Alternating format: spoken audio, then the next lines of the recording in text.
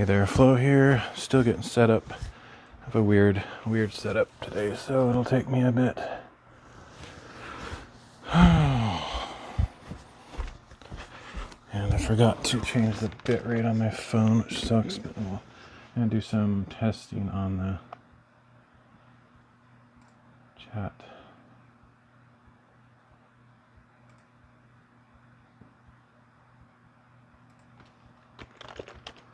I couldn't get music going because I'm using a different scenario. I don't have my music with me. So it'll be pretty quiet. I try to remember to pop out DLive chat today. Should solve that issue that I've had the last couple streams. Didn't ever used to have to pop out DLive chat, but now I do. Okay, so I'm going to test all the platforms today because I'm doing something weird. And of course, Kick is not on as usual because of Aircast. So I guess I won't worry about that.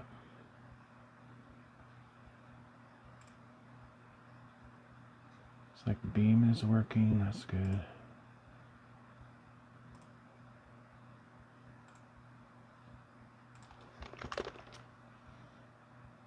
Well, sort of.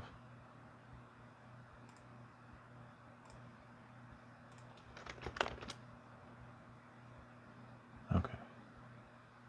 So apparently on Beam, don't use pop-out chat. I didn't remember that. Okay, we got Kick. Twitch. Soup. Right.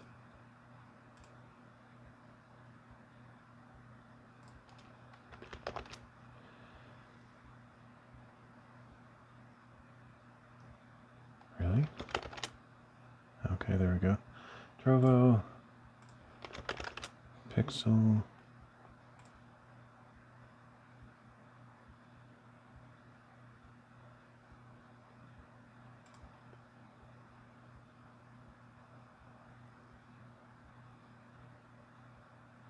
Oh, that's annoying. Let me see, how do I do that?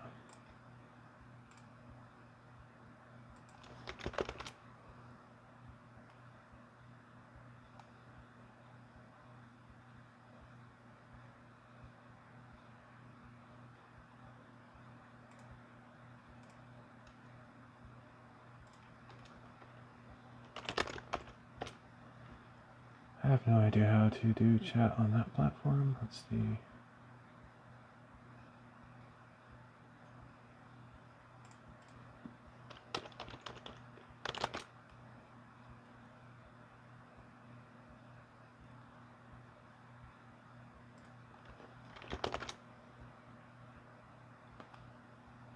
Maybe that platform's not supported anymore. I don't know if I can pop it out. Let me see.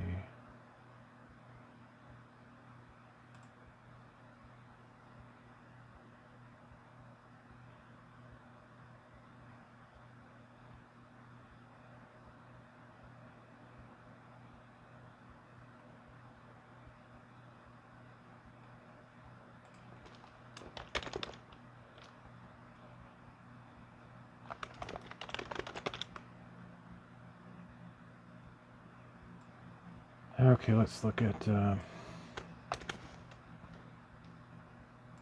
social streams thing, which is probably very outdated, but I'll try it anyway.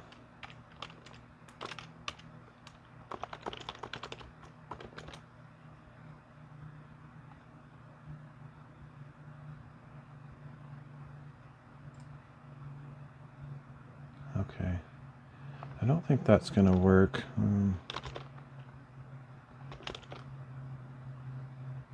Oh, well, I guess it works. Okay. So that's Picardo. I'm not usually on Picardo, so that's unusual for me. Let's try noise. That's working. Party. Guess that's working.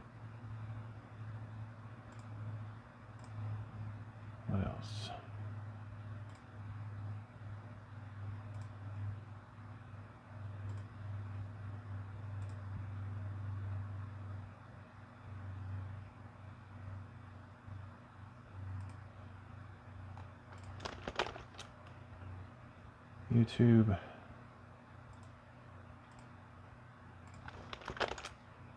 Rumble.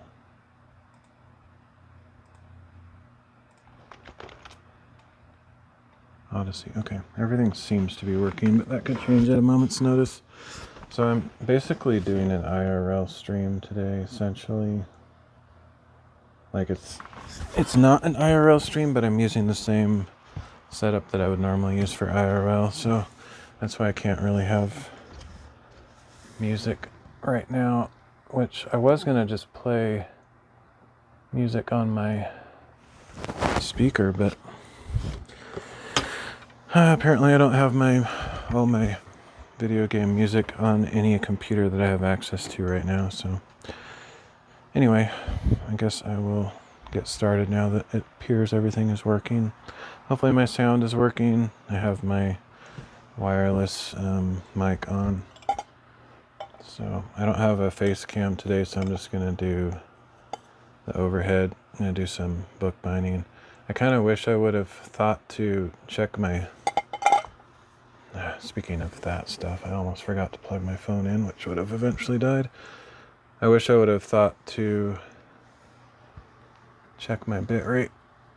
It'll be okay, I guess, but it's not at a very good setting. So it won't look.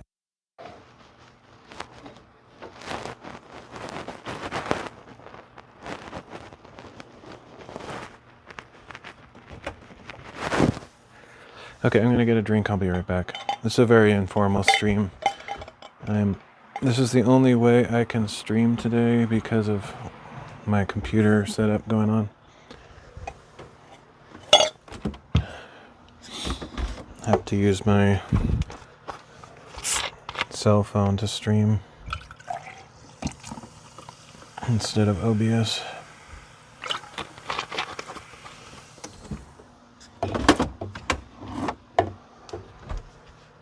So last week or so I've been doing some bookbinding on and off stream. I haven't streamed in over a week, but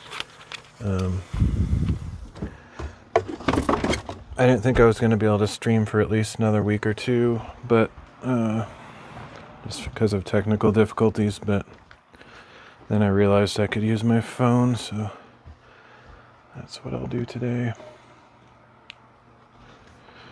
Okay, so I need to get comfortable here. I could stand for a while, but I think I'd rather sit. I'm back at my crafting table that I haven't used in a very long time. I was looking through my history. I keep a spreadsheet of all my live streams. There might be a few that aren't on there, but pretty much all my live streams are on there. And I think it's been a year since I've done any bookbinding. Like about a year and a week, or a year and 6 days or something. It's been a long time. And I tried to count up how many live streams I've done in bookbinding category or just related to bookbinding, and I think I had done 185. So this will be the 186th bookbinding stream. Just sounds crazy, but some people might be like, what, you do bookbinding? It's the same with all the different streaming types I've done. Like, I've probably done over 100 piano streams, but most people don't know that I do that. And it would be kind of interesting. I should do like a chart from my spreadsheet to see which categories I've done the most of, or just how many of what. I'm interested to see how many hiking streams I've done. It's probably been quite a few. Okay, so let me I don't even know what to do today, honestly, but I finished all the books that I'm probably going to sew for a while. I enjoy sewing books, and so sometimes I just sew some books to pass the time or just kind of for fun.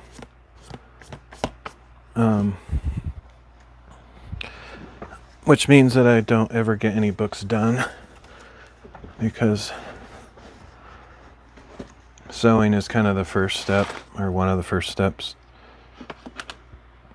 and then I don't ever like do the next step. So I probably have like almost 100 books, or maybe around 100 books in this stage. I don't really know exactly how many I have, but I have a lot of books that are just sewn like this. I have no idea where my camera's pointing. I tried to put it on a wide angle, so it should pretty much pick up everything. I don't know if wide angle is good or not, but whatever. Anyway, so I made a bunch of small books last week, or yeah, I guess it's probably last week. Made I think 20. I don't know, I could count them here, but these are kind of my standard size books here, just like a pocket journal style. But lately I've been enjoying making these smaller ones, just because for my purposes I like having small ones, because then I can carry them around easier, but then also I can fill them up faster, because it's more fun to me when I fill up a journal and then switch to a different one. I've always enjoyed that. So if I have a journal with too many pages in it, it just takes years to fill it up. So I prefer the smaller ones. So I guess I'll count these. I did 1, 2, 3, 4, 5, 6, 7,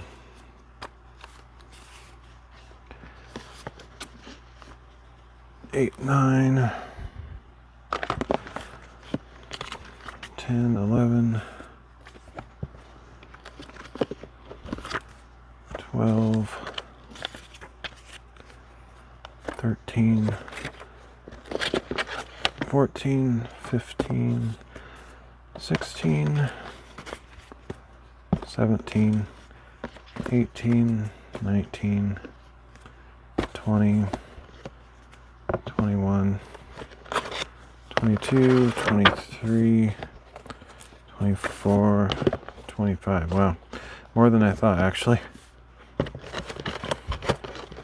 So I guess I sewed, normally like I have to cut the paper too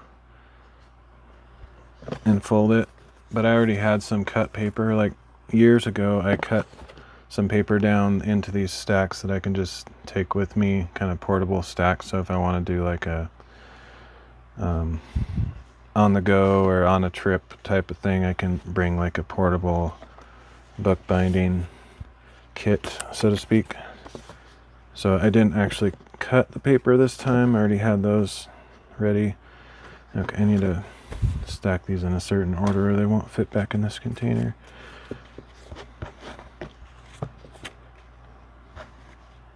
But yeah, so I folded, poked the holes.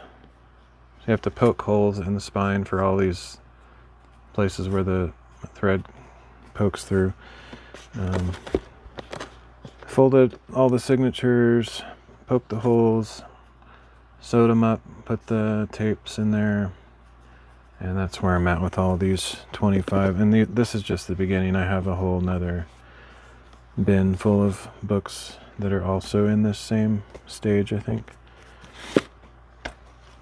Anyway, so that's the little short show and tell of what I was working on last week.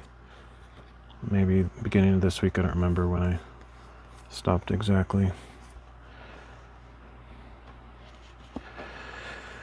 Okay, let's see, why is that up higher? Okay. I wonder if these will fit in now. This bin gets a little bit bigger as it gets higher, so I can put bigger things in once I get up high enough, but not quite there.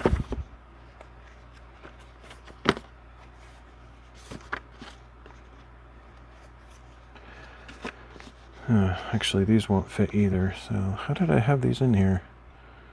Actually, I don't remember.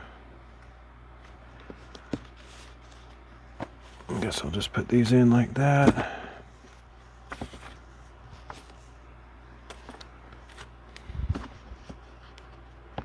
It's annoying that it's not quite big enough. Doesn't really matter though.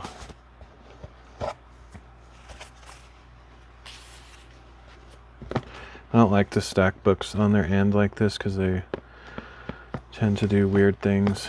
Just get misaligned, or I don't know, it's just weird. They're better laying flat usually. But if I put enough in there, I could probably kind of wedge them in there or something.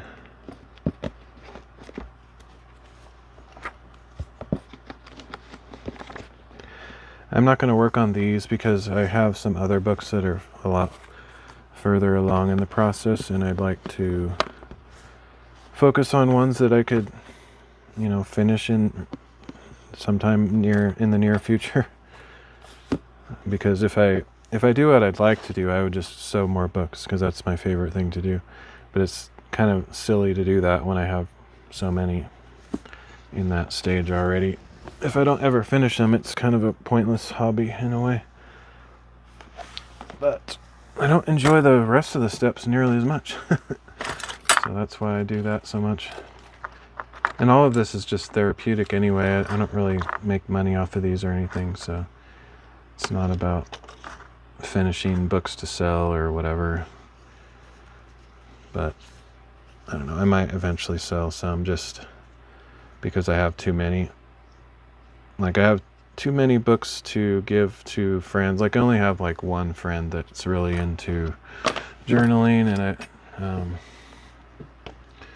I've given them as gifts to other friends and stuff. But once I've given given one to somebody, it feels weird to give them another one, especially if I don't really think they're into writing or drawing that much. It's just kind of weird.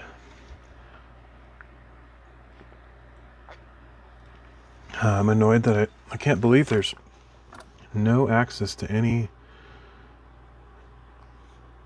video game music. I have video game remixes. I have access to those music files, but I've found that those sometimes get copyright claimed on YouTube, so I don't really like bothering with that when I'm streaming on YouTube. So otherwise I could play that music, but oh well. I could play Audio Bible or something, but I don't know. If nobody shows up in chat, I might do something like that, just so I can have some sound going besides me talking, because I don't really have that much to talk about. So these are the books that are the furthest along. They're actually quite far along. In fact, these might be the last books that I did on stream. I don't really know for sure, but I have kind of a bow to these book boards, which is irritating. It's really hard to make book boards and not have them kind of warp a little bit. I've come up with a lot of ways of making it less warpy, but it doesn't always work. Looks like these ones I did not double up. Oftentimes I put two book boards together back to back, kind of making sure to curve them the opposite ways so they'll even each other out. It's mostly about the glue process. Like, whenever you get a board wet, it like warps it one way or the other. There's generally a weak side and a strong side to every piece of paper or every piece of cardboard or any kind of board, whatever paper board.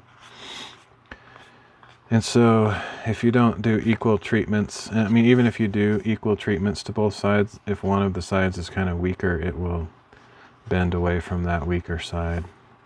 It's just nature of how paper works. It's kind of annoying.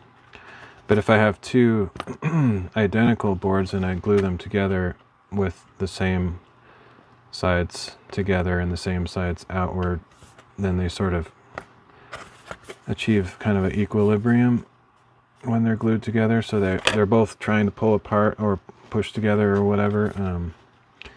But since they're identical properties, they pull apart equally, so they generally don't warp, or at least not as much. But so I have to think about all that kind of stuff. And it looks like on this book here, I didn't double up, and so it's just one board doing its own thing, and it's one of those that it's annoying because some boards are not necessarily different on either side. Some of them are. Depends. Like I use mat boards a lot. Like go to a framing shop or something and get scraps from their matting process for photos and artwork and stuff. You can get them cheaper that way than buying like whatever else. I've just found that a good place to get stuff. Supplies for bookbinding. Some, like it used to be, I had a local shop in Portland that got rid of, I mean not got rid of, but like they couldn't sell like the scraps, you know, that when you frame like an artwork or photo, you cut out the middle, and they couldn't, well, at least they didn't feel like they could sell those for a good price, so they were like 25 cents or 50 cents for, you know, like an 8 by 10 or something, cut out from a mat board, which is a really good deal compared to like buying a new mat board or something. Anyway, so back when they had that deal, I bought a ton of them, so I have a pretty good supply of boards that I probably won't run out of for several years, like especially at the pace that I work on books. It'll probably be a lifetime supply, honestly. But if I ever get back into this more seriously, then I could probably use them all up eventually. But anyway, I'm sort of just slowly, carefully trying to bend this one without creasing it. You know, if I bent it too hard, it would make a big old crease in the middle of it. But trying to see if I can, I mean, it's pretty flat. It's still curved a little bit. I wish I had sort of a, maybe this is something I should invest in, is some kind of slightly curved surface that I could sort of push it down on over the top of, just to kind of reverse some of this stuff. It's pretty flat. Still a little bit curved, but it's a lot better than it was just a few minutes ago. It may end up wanting to sort of have a mind of its own and start curving again, but at least it's better. For some reason, this one, which is probably most likely the same board, didn't really curve hardly at all. Because these are a set here. One is the back and one is the front. And then we got this flap here. So the idea is, I don't remember if I completed my statement because I have to interrupt myself, but this is probably one of the last books I did on stream like a year ago, I'm guessing, unless I did it off stream. So it might be a little continuity there. If you look back at my replays on YouTube or Rumble or Odyssey or something, you could probably find out if this looks familiar. But so I've got these, looks like 3 books here, and they have magnets in them, so you might sort of be able to see indentations here. There's like four magnets on there and 4 magnets on here. They're embedded inside the board, so I had to like use like a utility knife to cut little circles out of the board and put the circle magnets in there, and so that's why this sticks on there. And so the idea is going to be that, let's see, which way will this be here? I think that'll be the front. Oh, this isn't even, that's not even the right book. It's this. I mean, they're basically the same, but when I measure to cut these boards, I custom measure and cut them for each book precisely. Although I'm looking at this and I'm realizing it doesn't look like I trimmed the paper on it. So what I did is, like, I had the board and I cut the holes for the magnets on there, and that could possibly have something to do with the curvature of this thing. The fact that I cut those holes in there might have weakened one side of the board or caused it to curl differently than the other side. I don't know. But anyway, I put the magnets in there with some glue, and then I glued another piece of paper over the top of the magnets. And then, since you kind of want to have equal, like an equilibrium, if you put glue and paper on one side, you need to do the same on the other side as soon as possible. Ideally, you'd like apply them with the same amount of glue, the same paper on both sides at the same exact time. And if you were able to do it exactly the same amount of glue, which produces the same amount of wetness is what weakens the surface tension of the board and causes it to curve in the opposite direction. So if you're able to apply that glue and that paper on at the same exact time, theoretically it wouldn't curve at all or not much. But that's only if your board is, I don't know what the word is, there's probably a word in English for it, but basically if it has the same composition all the way through and the same surface on both sides, which I don't know if all mat boards, some mat boards have like a special coated side and then like a dull side or untreated side. So if that's the case, then you're kind of screwed at that point. There's not much you can do to make it the same, because ideally you need the same surface on both sides. And I generally, when I look for mat boards, I try to find ones that are like that, but I mean, it's just, I'm eyeballing it. I don't know for sure that they're the same, but they look the same to me. So I don't buy the ones that have obvious, like, you know, like blue color or red color on one side and then white on the other side, because that kind of tells me that one side is obviously different. But even the white ones, it's hard to know for sure what kind of surface they have on them. Anyway, this is fairly flat. I'm sure it's going to eventually want to bend back again, but at least it's better. So this is the back, and these are supposedly measured for this, although I may need to trim those edges, because it looks like what I did is I pasted those papers on top of the magnet and on top of this, and it doesn't look like I sanded or trimmed the edges, so I may need to do that. I don't know how important it is, but typically I sand all the corners and the edges, and in theory that will give the book a little bit longer life, because it won't, the edges, which are fairly sharp right now, won't cut into the fabric that I put on there and whatnot. So it'll hopefully, in theory, I've always done it that way, it would last a little bit longer, but I don't actually know. I hate doing the sanding, by the way. Ideally, I would have my belt sander set up and do it that way, because this makes such a mess and dust that I have to breathe in. But basically, on this one, it looks like I need to actually physically trim it first, because you probably can't really see, but the paper's sticking out a little bit from the board, so I might see if I can trim that off before I try to sand it.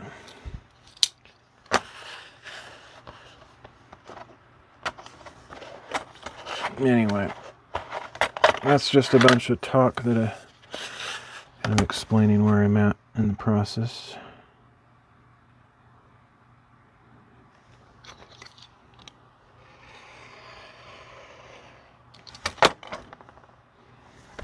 I don't really have a garbage can, so I'm just throw everything on the floor for now.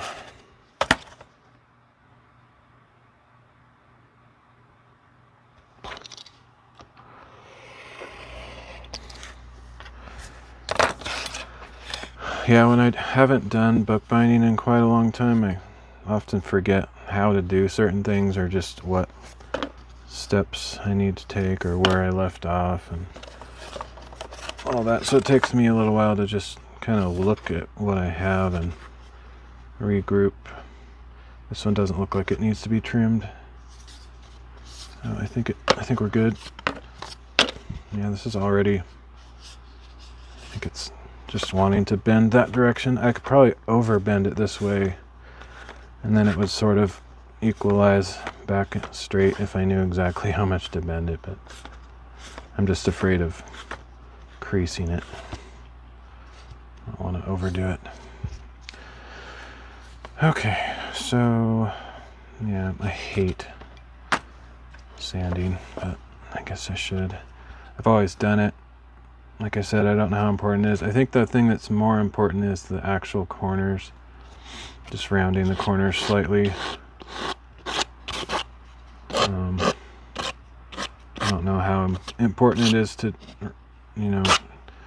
smooth off all these edges. It's just something I've always done, but I don't have a real good way to test how important it is or how effective it is. Because I would have to have like some way to test all the books in equal environmental settings, where like throw them in a backpack and go on a bunch of hikes or something and see which one wears the corners faster. But like everything would have to be equal if it was a truly scientific experiment.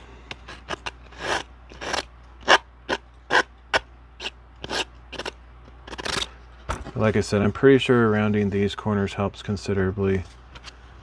And you'll actually see a lot of books that you buy in stores that have rounded corners for that reason. It's just so they don't get like folded and just, I don't know, they're less likely to get torn up if they're slightly rounded, including the covers as well. Obviously cheap paperbacks won't have rounded corners like that, but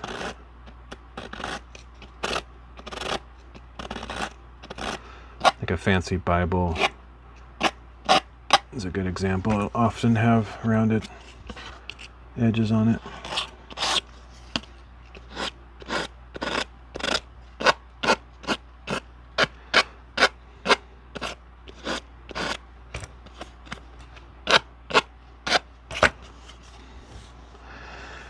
Alright, that's probably good enough. I guess I'll do a very slight rounding of the edges as well.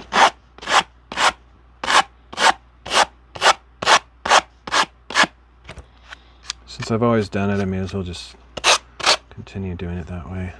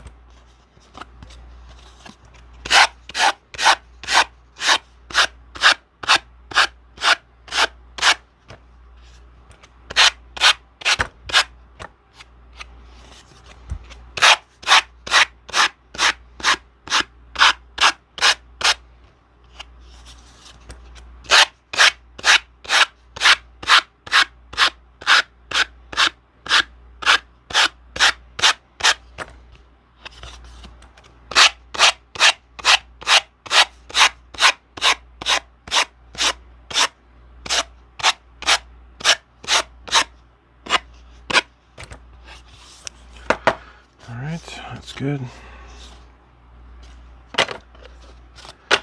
Yeah, I don't know if I'm actually gonna work on covers today. Sometimes I don't know what's better. I usually do like a assembly line process where I have several books in the same stage and I do all the steps to each one. But I don't know, I might actually on this particular day or session just work on one book at a time, because I tend to, like, if I do too many in assembly line, like that box of 25 that I had on my desk earlier, if I do too many of those, then I never finish any books because I have too many that I'm working on at the same time. So I think I'll just, for now, work on this one, see if I can... I mean, I'm not going to even finish a book today. It takes too long. It takes forever, but... I mean, I probably could, but I have to pick out some fabric, which means I have to go dig it out because it's not handy. I don't have any of my supplies, like, ready. So it'll be a lot of fumbling around, like searching for things in boxes and stuff.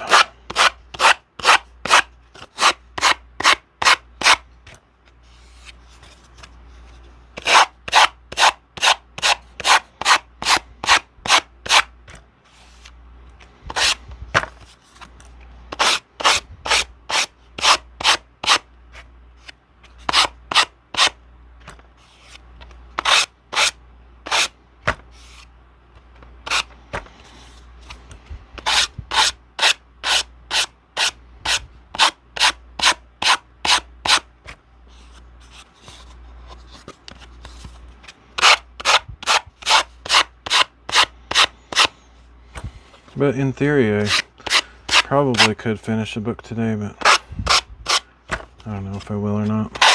That would be pretty satisfying, though. I need to look at this book and see all of what it requires, what steps still need to be done.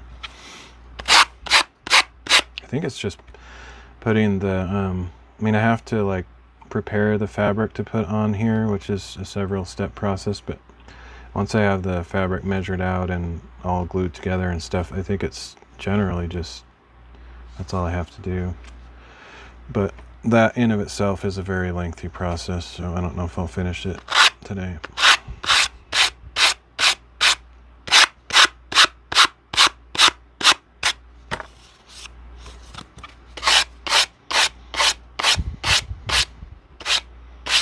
I really wish I could figure out how to have the music on. The problem is so basically my something in my computer did die as I was sort of suspecting it would, so I have some parts on order, but I can't use my regular stream setup with OBS in my computer because of that.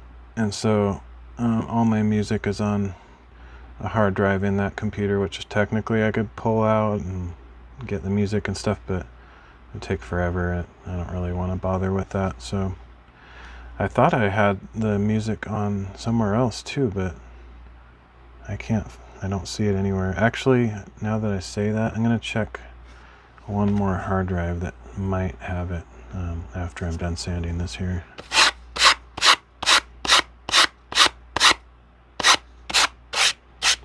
I'm surprised it's not where I thought it would be.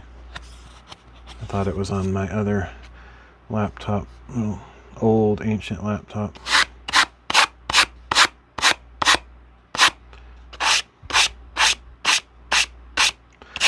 Technically this is a massive throwback stream, not only because I'm doing bookbinding, which I haven't done in over a year, but I'm using that laptop that I started out with in 2019. It's super old, like even in 2019 it was super old and outdated. I don't know how old it is, but it's at least 10 years old, probably closer to 15. I don't know exactly, it's old. But in it, when I first did my first, I don't know how many streams I did on YouTube before I switched to DLive, but those were done on that computer, and I think some of my first streams on DLive were also using that old laptop before I decided to buy a new computer back then. So my current computer that just went on the fritz is about 6 years old now, so it's pretty old as far as, like, you know, I mean, for ordinary office use you can push a computer to last, 10 years or more, but if you're doing like live streaming or gaming or something like that, you kind of have to buy a new computer every 5 years, or I don't know. I guess if you buy top of the line stuff, then it'll most likely last 10 years or so, but I never have enough money to buy like the best computer. It's like thousands of dollars, I think mine was like around 2,000 though. I built it myself, like I hand-picked all the components back in 2019 and put it together. That was fun. I was so nervous, I remember, because I hadn't built a computer probably since high school, and I just wasn't sure, wasn't confident, and I didn't know if, like, when I pushed the power button for the first time, if it would just explode, or, I just, putting all those random cables on the motherboard and hooking everything up, if you don't know what you're doing, things can go wrong. And it was pretty amazing the very first try. It just ran smoothly, and I was very happy about that, just because I didn't feel like I knew what I was doing at the time. But 6 years later, and something went wrong. We have a lot of power outages where I live, and so it's possible that, through various power outages and different things, some of the components could have gotten messed up. And I think streaming, just live streaming, takes a pretty heavy toll on everything, like cameras, phones, computers, you name it. It's really hard on equipment. My phones, like, I notice it, especially like this phone that I'm using as my camera I bought it for live streaming, basically, because it's really good for live streaming IRL stuff. And the phone that I had before that also was good for that. Both of them are Samsungs, and I used to have a Samsung S9, and I used that for a few years live streaming, but it really destroyed the battery. Because when you're doing IRL live streaming, you have to charge the phone while you're live streaming, which is really bad for it.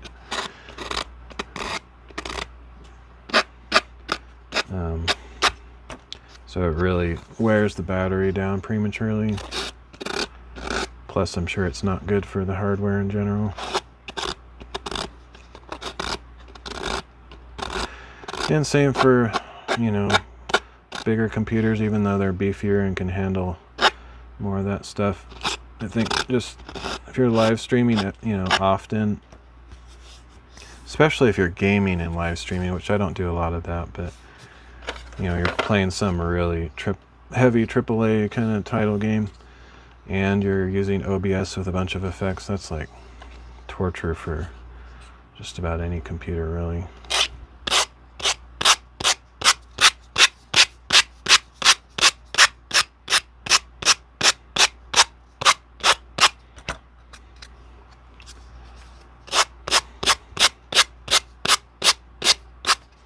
I don't have money to buy a new computer right now, otherwise I would, but I just ordered the components that I thought I needed to get back up and running.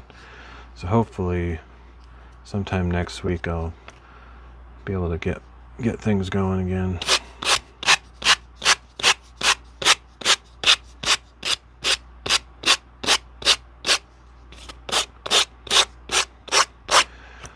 I wasn't really planning to live stream until I got all that stuff hooked back up, but I've always done IRL streams, so I'm very knowledgeable on how to do that stuff. So I knew I could do it with my phone, but I just wasn't really planning to. I was kind of just going to take some time off, but I did take some time off, a little over a week, so.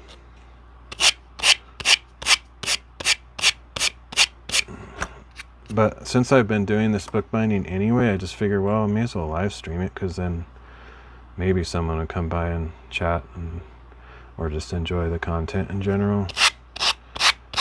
And so why not?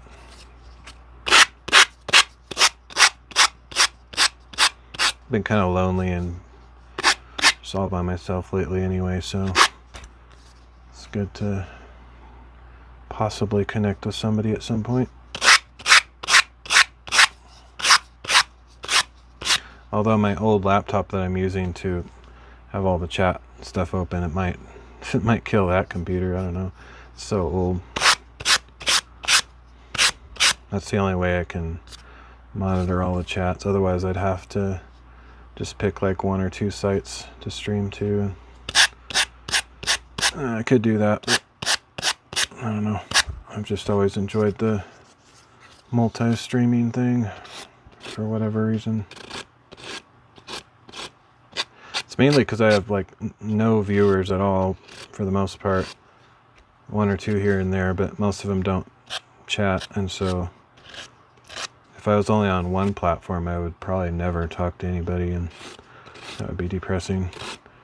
So if I do multiple platforms, there's a bigger chance that somebody might drop by and say hi.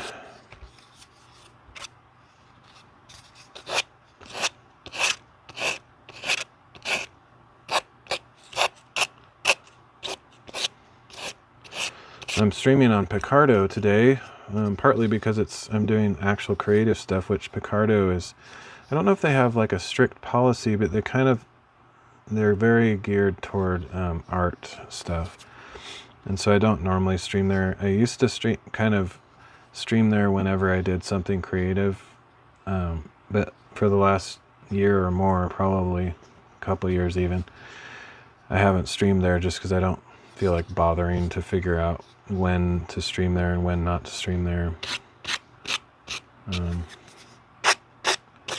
But I just decided to do it today. No reason really, just kind of random. Haven't streamed there in ages.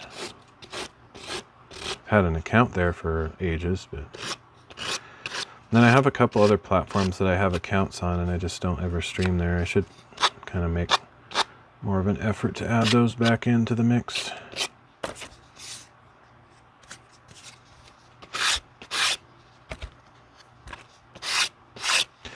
All right, that's pretty good. Let me see if I can find that music. I'll be right back. I can still talk while I'm over here because I have my wireless set up. I should check my stream too because there's a decent chance that it could just die or something. Oh. Wow, I've been going for 48 minutes already. That's crazy. Time flies. Oh, it's also upside down. Shoot. Normally I like to rotate it, but normally when I do these streams, I'm not using my phone, so I can just like rotate it in OBS, but I don't know how. Let me see if I can do that on my phone setup. I don't know. I'm guessing there's probably a button for that. I don't know if I can do that like while I'm live or if I have to set it up beforehand. That's kind of annoying. I didn't even think about that till I just looked at it.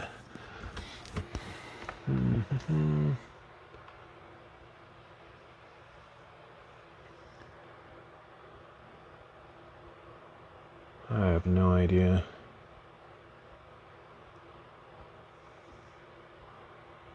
I wonder if it might just have to do with the angle of my phone. Like if I angled it down, it might flip the orientation, but that's annoying. I think I might just have to live with that for now. Maybe figure it out if I do it next stream or something, whatever. Yeah, so it's kind of upside down looking on the stream, but oh well.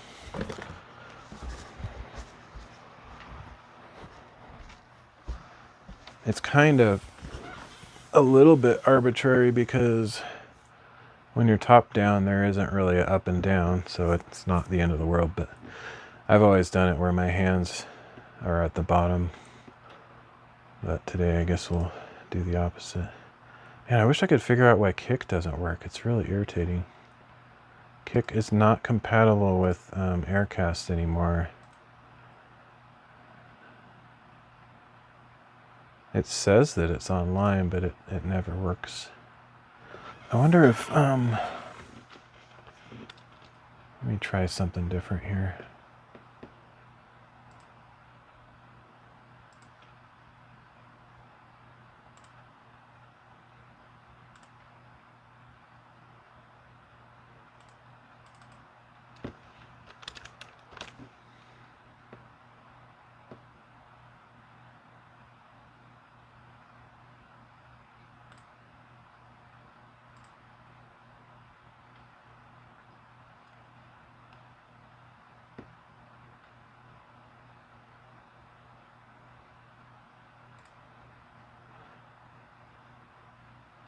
I'm going to try adding Kick as a custom RTMP and see what that does. I think I tried this already though, so I don't think it's going to work. But oops.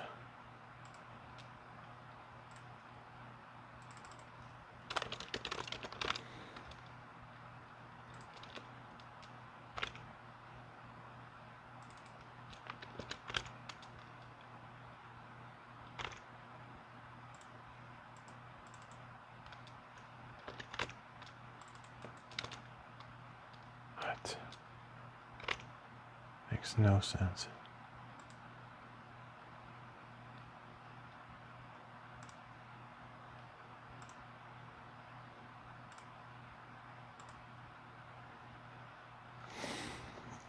That's garbage. Are you serious? They don't have a copy button on the stream key and URL anymore for Kick. That's so dumb. What in the world are they thinking?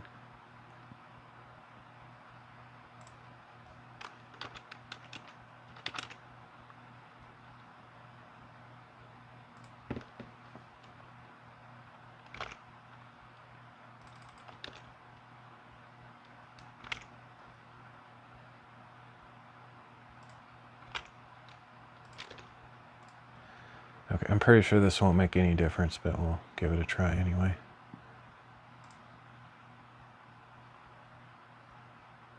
Nope. Kick does not like Aircast for some reason.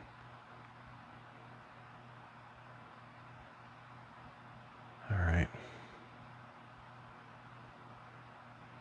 I guess we'll just not stream on Kick today or ever again when I'm using Aircast until I figure that out. They have terrible customer service too. I've tried in the past talking to them and they don't do anything.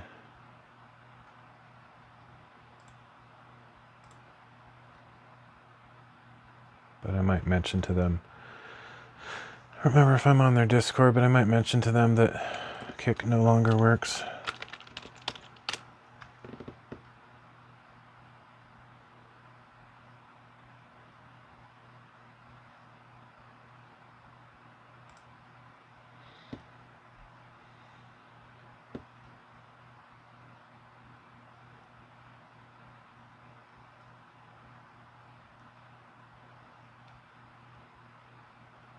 I don't think I'm on their Discord, so I'll have to do that later.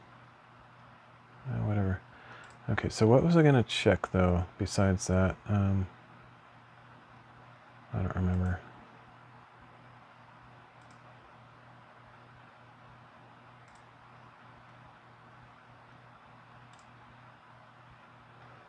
I have to go back to my computer just to figure out what I was doing.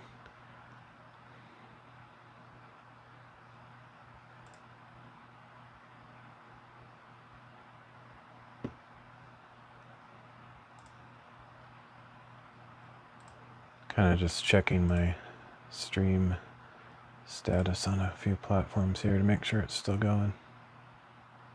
Yeah, I wish it was not upside down though, it's annoying. That speaker that I have over on the left side, it's actually on my right, but it's upside down. That was, oh, that's right, I was gonna, good thing I saw the speaker, that's what I was gonna do. I was gonna see if I could find that music. Okay. I got that speaker just for this stream, so I could, since I'm using my phone, I can't really play music in the normal way of like OBS or whatever. I just have to like play it in my room and hope that my microphone picks it up. But like I said, I don't have access to my music right now unless it's on this little portable hard drive, which I kind of doubt, but it might be.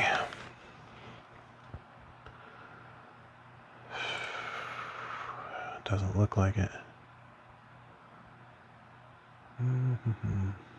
It's annoying. I thought I had my music on lots of different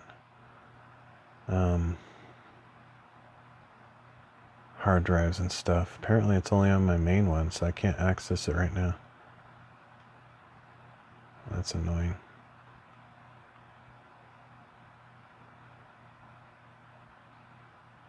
That's crazy to me. I can't believe I didn't put it on multiple places. I think I have it somewhere. Like, I think I have it like on a SD card somewhere, but finding it would take ages. So I'll just give up on that for now. All right, well, I tried anyway. I could just take a chance and play the video game remix stuff, but it's almost guaranteed to get copyright claimed on YouTube, so it's not really worth it.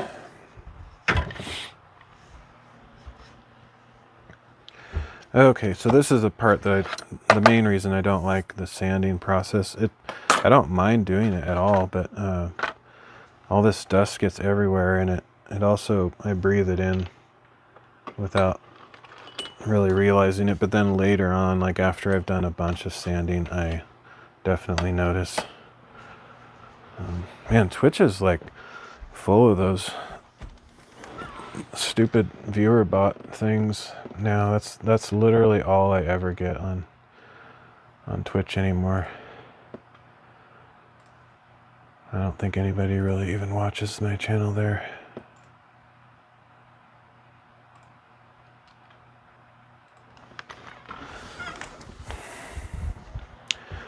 Okay.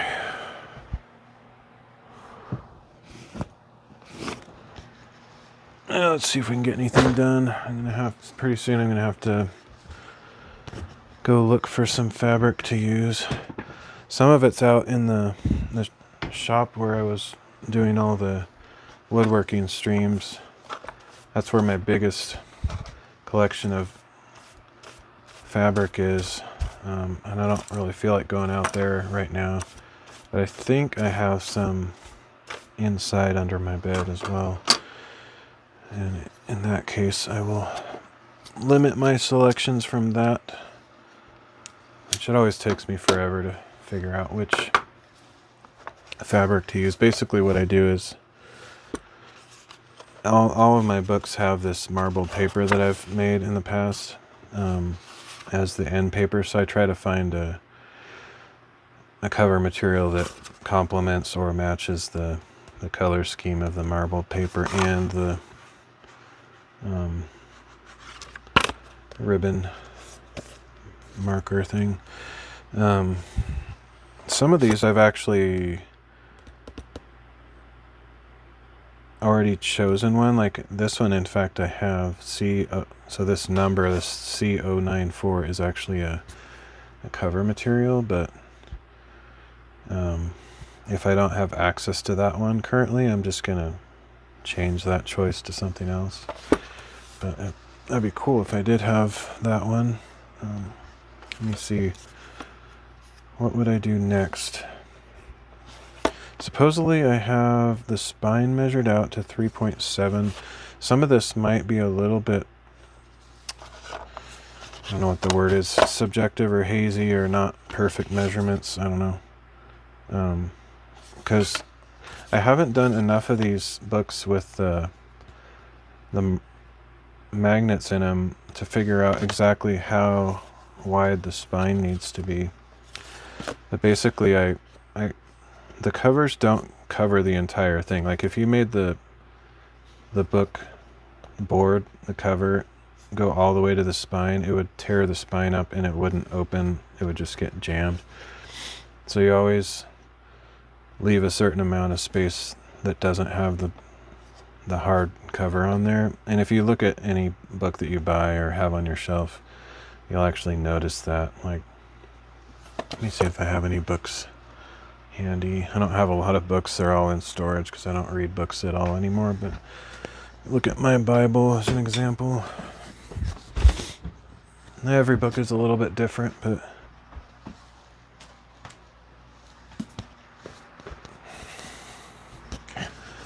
here's a pretty comparable situation where you can actually see, I don't know if the camera picks it up, there should be like a little shadow. You kind of see where the indentation is here. That's where the book board ends, and that gives it like an area to have like a hinge on there, so it has a little bit of flexibility. You can also look at the end and see that it stops right there.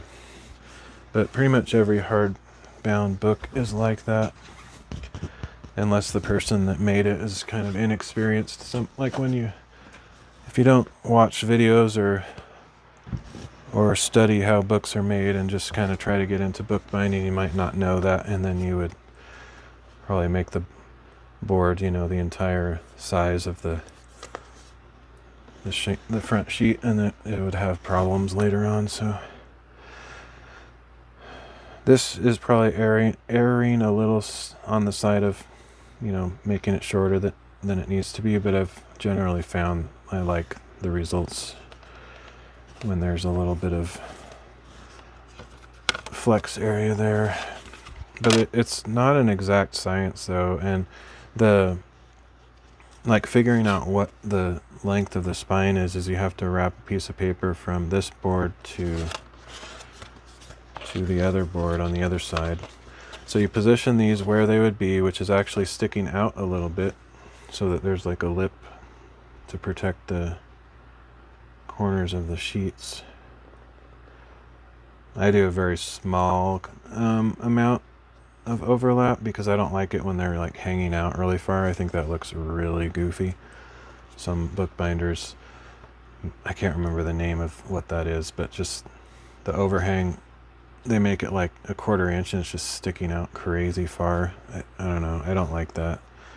First of all, that's kind of begging the book board or the cover to get all banged up because it has all that area to flex.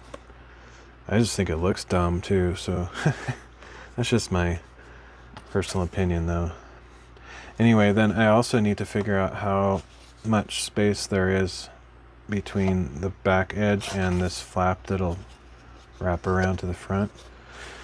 And none of this, I've come up with some basic equations or math to figure some of it out, but it's still a little bit experimental because I've only made probably less than 10 books with these magnet flaps. And because these, basically what I want to figure out is a math equation that takes into account the thickness of the boards, the thickness of the fabric, like cover material, the thickness of the book, of course, and every factor, so that I can just plug all those numbers in and have it give me the right number. Otherwise, I'm just doing all this really guesswork for each book differently. And I'd like to come up with an equation that factors in every single part. Because even just a piece of paper or you wouldn't think so, but a piece of fabric wrapping around this brings that out enough to affect how wide this is, and same for the spine. It's very finicky. You either get it too tight and then it doesn't close properly, or you get it too loose and then it's like kind of goofy looking where it's sticking out too much. I like to get it where it's just snug, not a huge gap, but also not so tight that it's not staying closed properly. And it's kind of hard to get that balance between the two. But I did already take the measurements for this book, and I'm going to trust, I guess. I could do like a little experimental measurement just to see if I agree with my former choice. It's not a bad idea. Let's see. I need to find some of my supplies.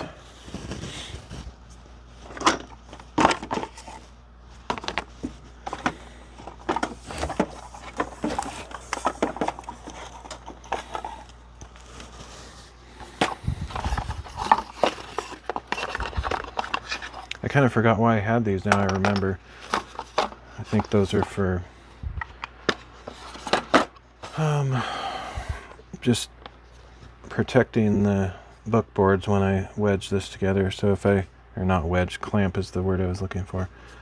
So if I put these boards where they should be in the final book, which is a little bit subjective, but I generally just try to get them centered equally. This is annoying. may not see what I'm doing, but it's probably like a 1/16 of an inch overlap, maybe less.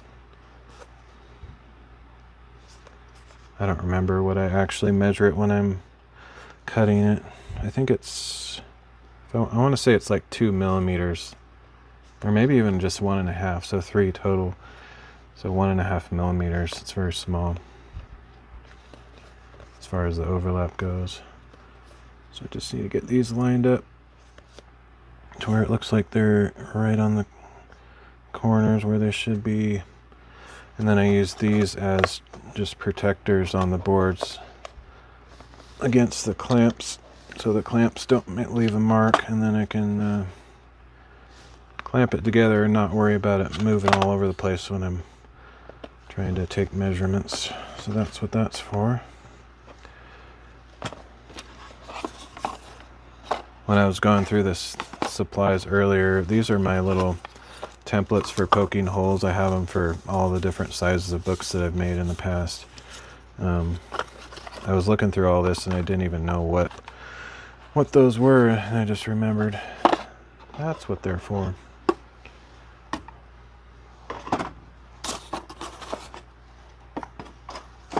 Okay, so I'm going to remeasure this just for fun and see if my current measurement agrees with what I have written on the paper here. I need a very thin piece of paper.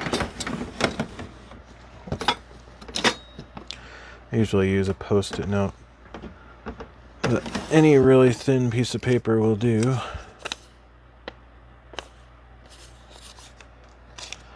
I don't know where my stack of Post-its is.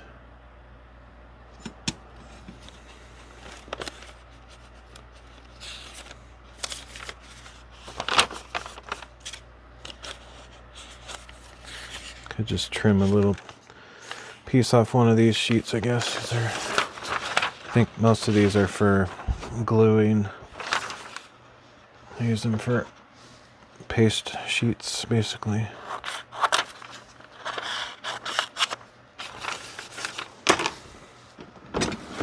So just a really thin piece of paper is what I need for this. I just I wrap it around. I make sure to wrap it around the point that's sticking out the farthest, and because of these tapes that I have, these linen tapes, those are sticking out further, so I always measure it right on the middle one here.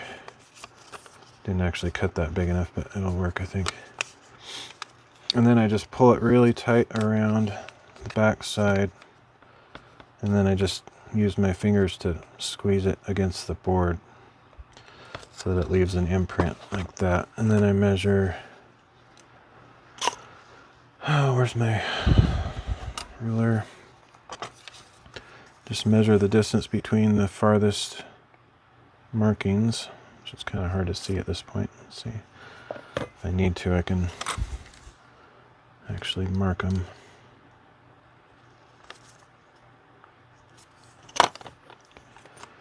Looks like we got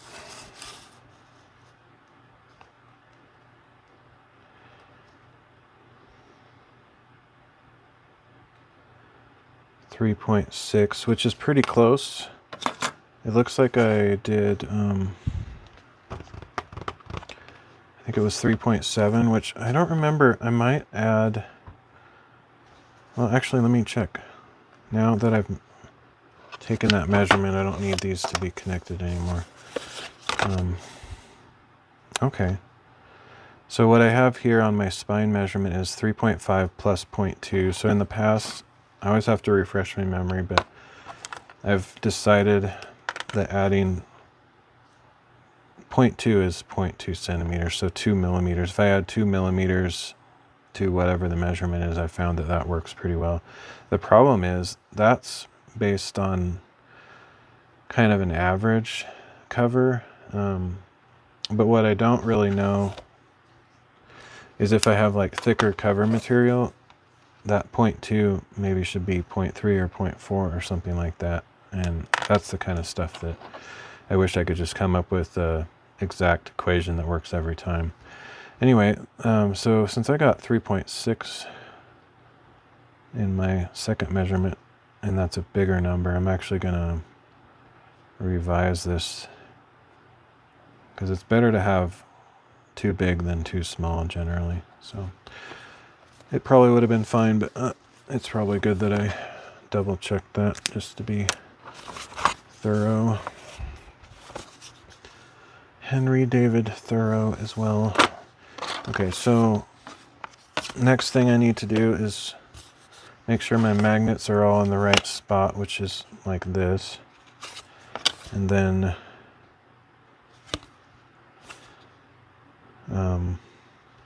what I like to do is I give every book a name, just a goofy name. Doesn't really have any meaning. Just some kind of identifying word. And I like to put that name on the outside of the book, and the way that it reads tells me which way is outward and upward. So I make sure the ribbon's on the top so that I know what's the front and the back, and then I just write the name of the book, and the arrow's there already, so that's good. And then this is the back. We already have the name there. Just put an arrow there for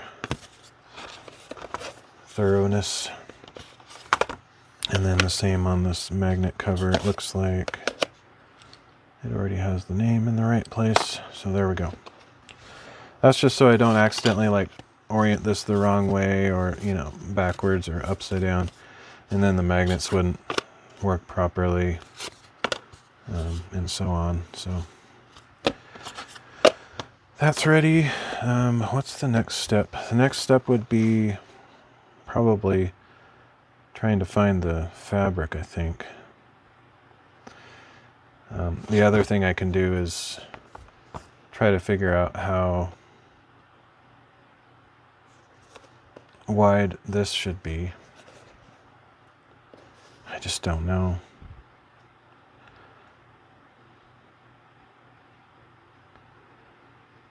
It's so arbitrary to me.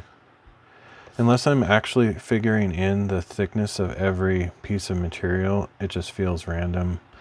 If I were to use all the same kind of material every time, like cotton, and I put a backing on the back of the fabric to make it so it can be glued onto the paper and stuff, and that adds thickness, and the glue that in between the paper and the fabric adds thickness, and then it's wrapped around to the other side, that adds thickness. There's so many things to factor in.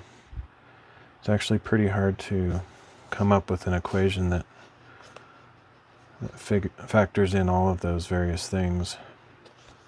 Because that 0.2, I'd rather not add that 0.2. I'd rather add, I mean, it's fine to have a 0.2 or a point something that I add, but I want it to be that exact same every time. Doesn't matter if, you know, if the cover is an inch thick or it's this thick. It should be the thickness of or probably the wrap. The thing about this, though, is that the cover thickness is already figured into this thing because I'm wrapping it around and making a mark on the edge of the cover. So if this was sticking out, you know, a lot further like that, the mark would be further out as well. So it's kind of accounting for that. But then also, like when I wrap it around, I'm generally pushing it down like this, which adds length to it. If it was this thick, I probably wouldn't do that, but I don't know. Like, I think when I'm doing it this way, I'm actually pushing it down, which adds a little bit of length. So there's so many factors involved. I've never really come up with a perfect number. I should always err on the side of making it bigger than smaller, just so that it's not too tight, but I hate it when it's like super loose and you can see this giant gap in the back. It just looks sloppy. So anyway, I'm rambling. I'm just trying to regroup and figure out if there's any way I can figure out like a master equation, but I don't think so. I think I'm just going to have to keep, for at least for now, doing it the way I've always done it. And it's worked okay. The part that is actually the worst or the most annoying part is actually this flap. And I think what I'll do is kind of the same thing. So I would essentially I'd put the flap in place.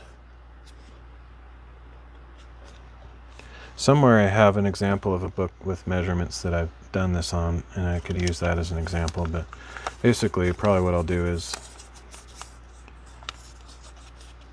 use this as kind of a guideline. Now that I sanded those corners, they're not, or those edges, they're not going to leave quite as distinctive a mark, but so that would be my base width.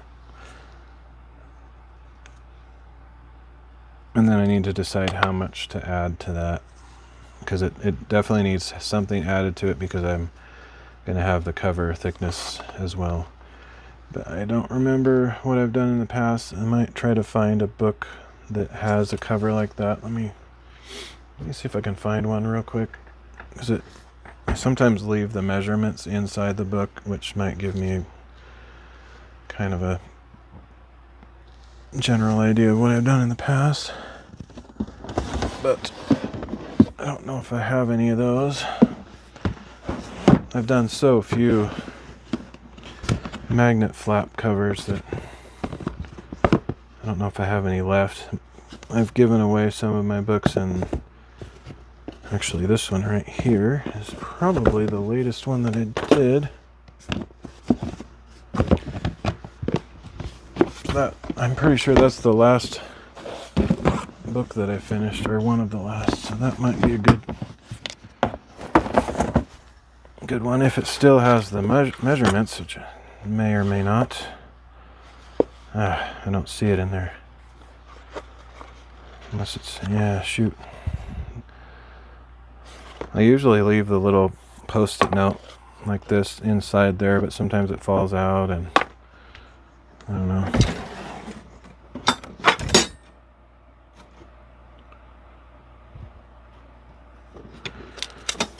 That might actually be useful. I have some from previous books in here that have fallen out. Might have some information on those.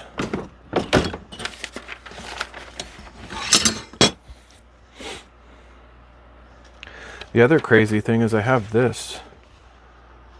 That's a totally ready to go cover.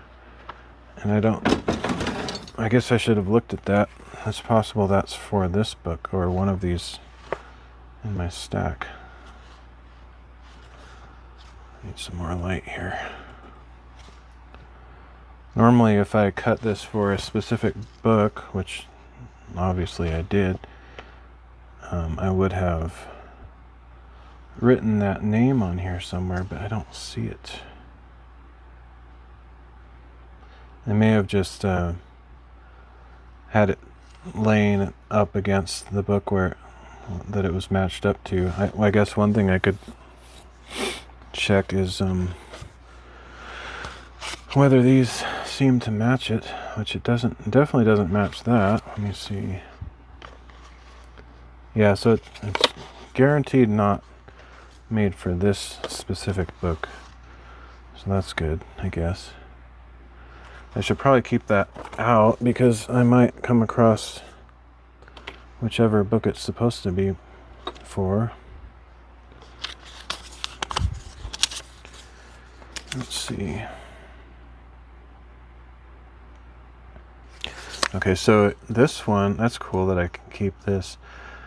This one, I guess, had double thick boards like I was talking about at the beginning of the stream, where I sometimes paste two book boards together. And instead of adding 0.2, I added 0.4. Just, I don't know if that's a works every time kind of thing or not, but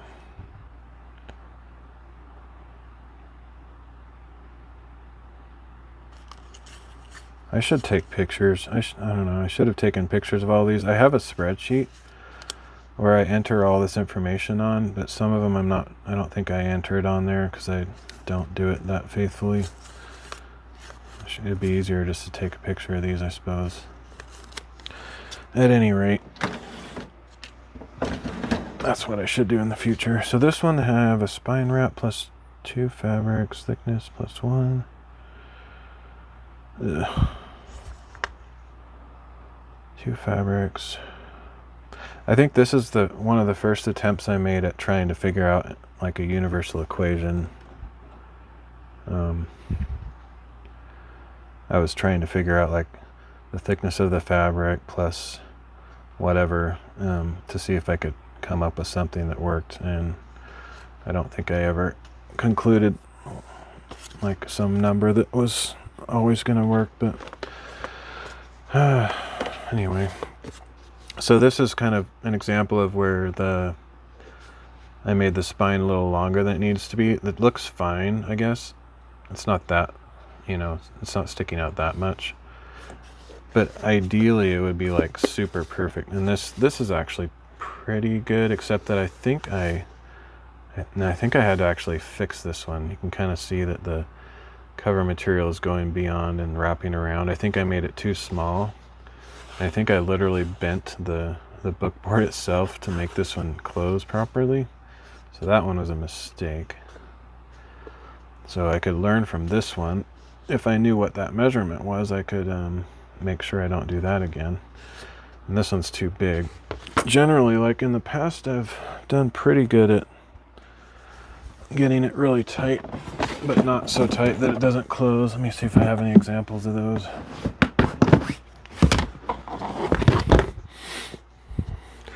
I guess there's usually a little bit, like this is a pretty good one. That's pretty clean there, where it's wrapping around, but there's not a huge gap.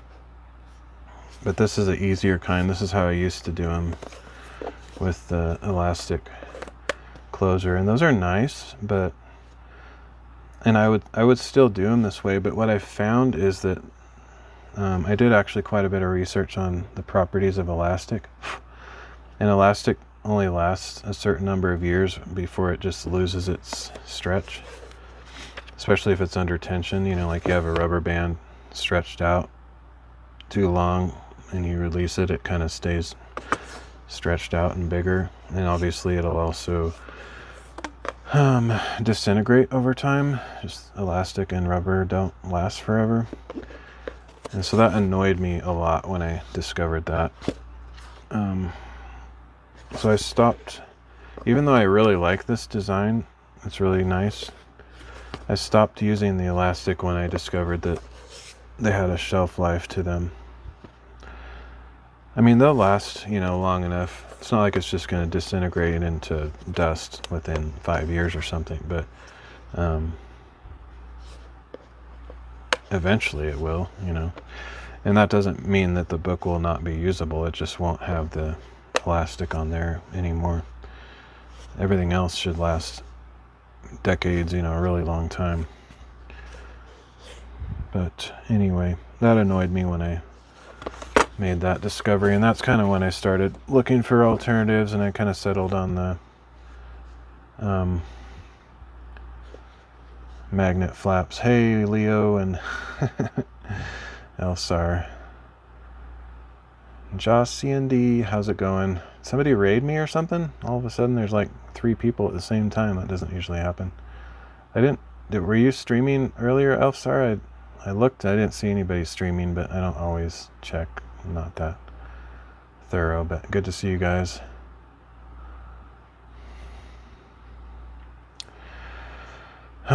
So anyway, I'm kind of just blabbering. I'm trying to figure... Oh, you did host me. Nice. Yeah, for some reason that stuff doesn't come across on the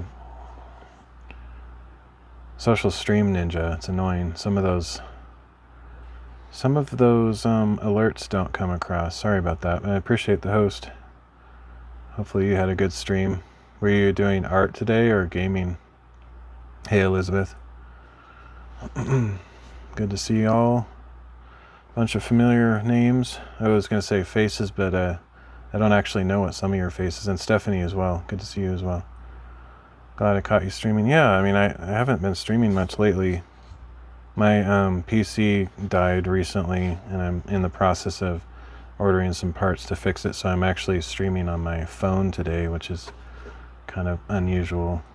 It's actually not unusual if I'm doing IRL streams, but when I'm at home I usually don't do that. Art giveaway, nice, cool. What'd you draw? If I had to guess, I'd say a dragon. You've been drawing a lot of dragons lately, but that would be my first guess. But I'm guessing it's probably something else. Okay, anyway, I've been blabbing too long on this. Let's see if I can actually get something done. A dragon again? Nice. Yeah, last one I saw you drawing was that blue dragon from a couple weeks ago. I don't remember when it was exactly, but caught that. Looked cool. All right. Well, so yeah, this is the book I'm working on today. I'm trying to strategize my cover measurements because I haven't done a lot of these magnet flap books, and so. Do you ever pick the colors? Nice. What colors did they choose? And who was the winner? Who was the lucky winner? Or do you always spin the wheel at the end? Yeah, you always spin the wheel at the end. You don't like wait till the next live stream, right? I still haven't put my my Zelda picture up. I'm really bad at home decor and artwork display. Actually, this is gonna, I should just not even tell you this because it's embarrassing, but I have a painting that someone gave me like 20 years ago, and it's still on a canvas just sitting on the top of a shelf, unframed. And I still haven't figured out what to do with the drawing you gave me either, because I don't really have I don't have any pictures up on the wall. I should just put it up somewhere. Yeah, really bad at that stuff. Aquamarine, midnight blue, and teal. Nice.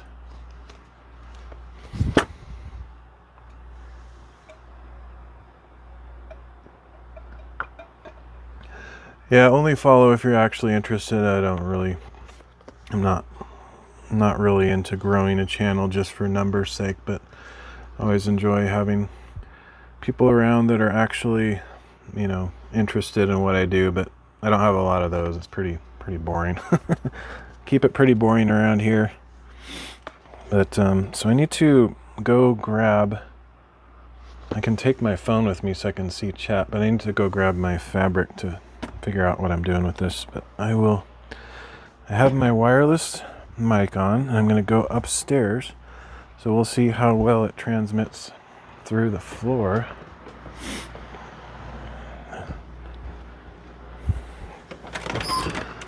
Yep, I got shoes that have holes in them.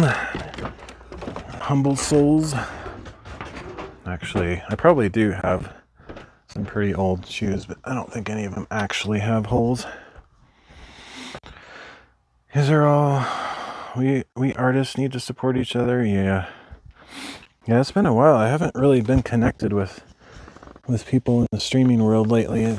I haven't streamed as much as I used to, and I don't get a lot of viewers these days, so I kind of feel pretty disconnected. I used to kind of feel like I had the finger on the pulse. Not anymore. Kind of not very social these days. Okay, I think I found my fabrics. Hey, Danny G. I never asked for the hollow follow. Yeah, no, I know you're just being kind. You're my actual friend, and you're trying to help me out. But I just like friends. I'm not in it for the streaming career or making a name for myself. It's more about just having friends and people to talk to, kind of a thing. All right, so I can't pull this thing out. It's stuck, wedged on the bottom of my bed. There we go. By the way, can you still hear me? I'm actually upstairs with kind of a floor in between me and the transmitter. It might be like kind of popping and cracking. I'm not sure. Okay, we found some fabric, I think. You can hear me? Nice. Okay, so I found a small amount of fabric. My bigger batch is out in the shop, and it's literally freezing cold with like 10 inches of snow outside, and I do not feel like putting my boots on and getting a flashlight, and so we're not going to do that. So I'm just going to hope that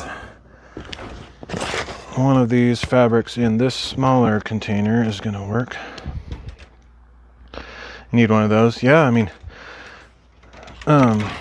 it's awesome, man. I love the wireless mic. I could actually use it at home too, but normally I have a dynamic mic with an XLR type connector that I use normally, but since my PC is out of commission, I'm just using my IRL setup today. I'm pretty happy with the mic. It's not amazing. It's not as good as a DJI or a, what's that other brand? I can't think of it right now. Rode Wireless Go. Those are kind of the two leaders. Mine is an off-brand. It's actually a famous brand also, but it's considered more like a budget brand. But I'm happy with it for the price. It's good enough. If I have perfect line of sight, I think I can, I don't know exactly, but I think I can be like, I don't know, almost like a football field away or a quarter mile or something, if I'm like nothing in between me and my phone. So that's definitely adequate.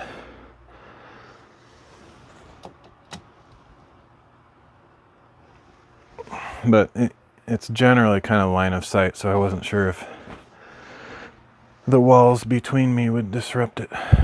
Oh shoot. Okay, so I was hoping to have music today. I don't really like my streams when it's just me talking because I have a pretty boring voice, and when I'm not talking it's just like dead silence or kind of little ASMR type noises of me working on stuff. But normally I have video game music going, but today my PC is messed up, so. Alright, so this is all actually a small selection of my fabric, even though there's a ton of it here. But I need to hopefully find something that coordinates with this piece here. It's going to be kind of a luck of the draw. Normally have chat on your screen too. Yeah, oh, it's not on my screen today? It's weird. I thought it would be. That's weird. I wonder if I turned it off accidentally. Let me check that, because it really should be today.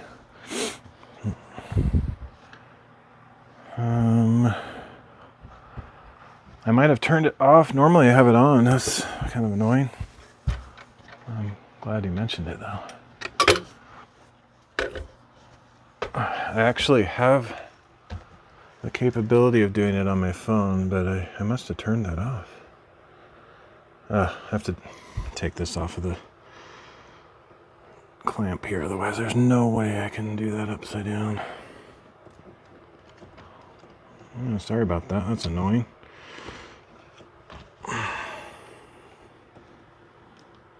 Oops.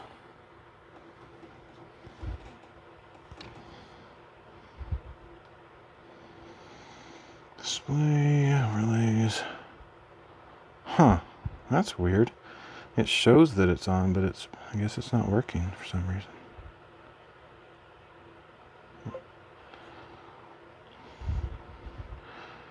I just displayed it. I just hit it and displayed it again. I don't know if that will refresh it. Otherwise, I would probably have to end the stream, which I don't really want to do, just because unfortunately some of the platforms I'm on do not recover from like a cut stream. There it is. Okay, cool. Or I guess that worked. I don't know why it wasn't doing it before though. So I didn't, it was on, it just, I guess it was, I don't know, it just needed to be refreshed or something. That's weird. Glad it's working now though. Yeah, I'm glad you mentioned it. I would have not known. That sucks when that happens, because then all the history of the chat is not saved with the stream. Like when I watch it later, it's like, what was anybody saying? Oh well. This is one of my favorite fabrics. I haven't even used it yet. It's actually a kind of a, I don't know if it's actually ripstop nylon. It doesn't look like it, but it's some kind of nylon, so it should be quite durable. I haven't used that one yet, but I don't think that's going to work. I need something that coordinates with this color, and I mean, technically it could work, but it's not, doesn't really look right, so I need something different. I actually already chose a fabric, but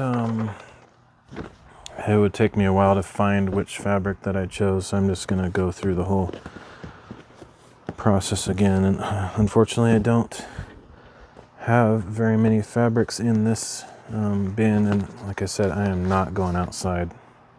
I could use black. I mean, black goes with everything. I only have like 4 or 5 choices here. Besides, I have like this really thick, what do you call it? Stuff you use for furniture. I have some gold fabric. That would probably match just about everything, but that's a little bit gaudy. I have boxes of that type of nylon that was gifted to me, and I don't know what to do with it. Oh, nice. Yeah, hey, I would take it for me. This is actual ripstop. You could probably, I don't know what people use it for, like I've never sewn clothing or anything like that. All I use it for is books. I might just use this one because I don't have any, like all my really colorful stuff that would coordinate well with this is out in the shop, and I don't feel like going to get it. No, I'm kind of joking, kind of not joking. I have so much fabric already. I feel like I have more than I should have. Somebody that would actually put it to use should have it. I like this one, but it's like old-fashioned kind of colors, but I don't think it almost matches this. Not quite the same green. Do I make the paper design? Yeah, I make these. I haven't done this for probably a good 7 or 8 years, but I used to make the marbled paper. Haven't done it in a very long time, but yeah, I really enjoy that. I've been teasing about on my stream doing it on stream, but I really want to have a perfect camera setup.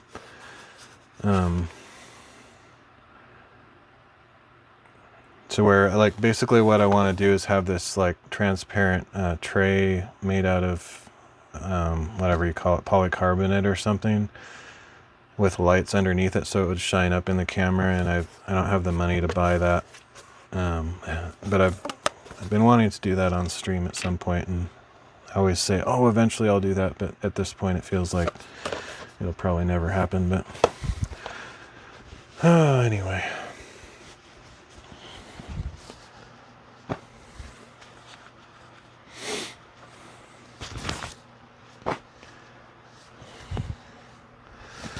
Anyway, so this is just some black. I might just use the black because I don't feel like going outside. It's not really gonna match it. I mean, even though black goes with everything, it's not really gonna go with this, but I just don't feel like going outside right now. It's too cold and dark, and I'd also have to dig through. Should I just do it anyway? I don't know. The thing is, I have these other books too, and I don't want to like make a book that I'm not happy with. That's like a waste. Like, I should probably go get it. Where do I accept donations for fabric? I don't know. I mean, something to keep on the table, I guess, but if you find somebody local that can pick it up and make good use out of it, that would probably be the easiest thing. I wouldn't want you spending a bunch of money to ship it somewhere. So Anyway. All right, Danny, thanks for dropping by. Good to meet you, I suppose. I've probably seen you on Elfstar's channel. I don't remember. Your name doesn't ring a bell at the moment, but I've probably seen you around. But appreciate you dropping by. Okay, I feel like I should probably go get the fabric. I'll regret it if I don't. So technically I can go completely mobile. Let me see. I've never done this precisely, but theoretically I can take this stream on the road. Oops. Shoot. I just unplugged my microphone accidentally when I unplugged the power cord, so I don't know if it will come back. Let me check here. That would be super annoying if it doesn't. It's probably... Okay, I think it came back. You can still hear me, nice. I guess I'm gonna go outside. I'm gonna be like, I spend so much time. I spend like 10 hours on these books. I don't want to like pick a stupid color that I regret later. So I'm gonna go out to the shop and get that stuff, even though I really don't want to. Could make for a nice IRL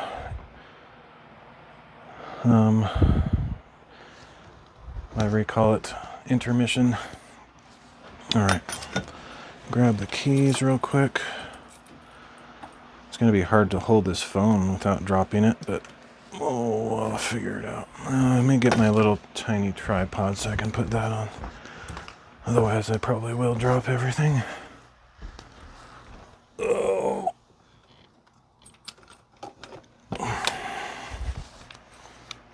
And I need a little phone clamp, so let me grab that. This is a pain. This is not what I planned to do, but I just realized I don't want to regret choosing a color that's not the color that I want. That would be dumb. Especially since I have 2 other books that I want to work on at some point. I mean, I could just wait till tomorrow and do it tomorrow when it's not freezing cold and dark, but let's see, I'm looking for a foam clamp. It's really dark. I'm gonna use my hands to feel because I can't see. Just looking for a foam clamp. Oh, I know where there's one. Never mind. I can cannibalize it off of this. I guess I could turn this light on. Show the mess, disaster here. Okay, so we'll take it off of this.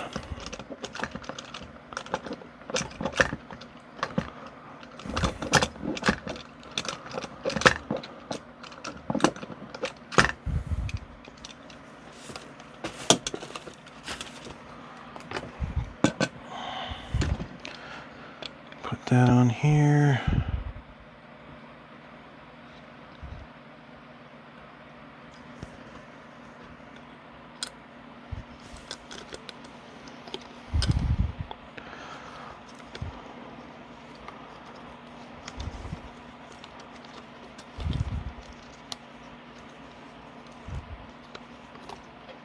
Oh, come on. There we go. Okay.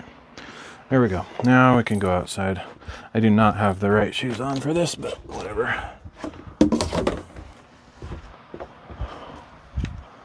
I actually kind of live in darkness. I could have a bunch of lights on, but I tend to have only the lights on that I actually need to see whatever task that I'm doing at the moment.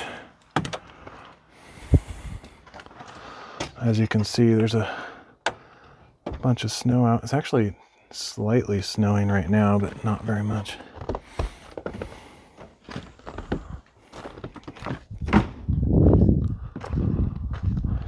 Okay, I probably won't talk too much because I don't want to disturb the neighbors by blabbing too much.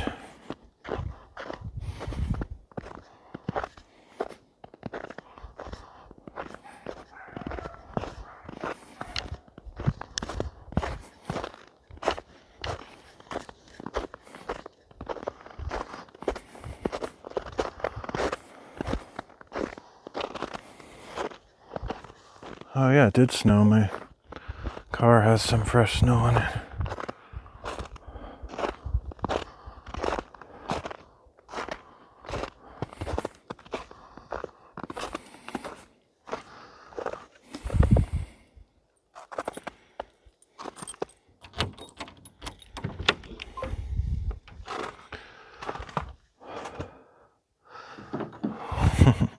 Nothing like the crunchy sound of snow, yep. Well, this is where I was doing all my woodworking streams recently. So one of those blue bins over there in the corner is what I need to grab with all my fabric in it. I don't know which one it is, but I'll figure it out.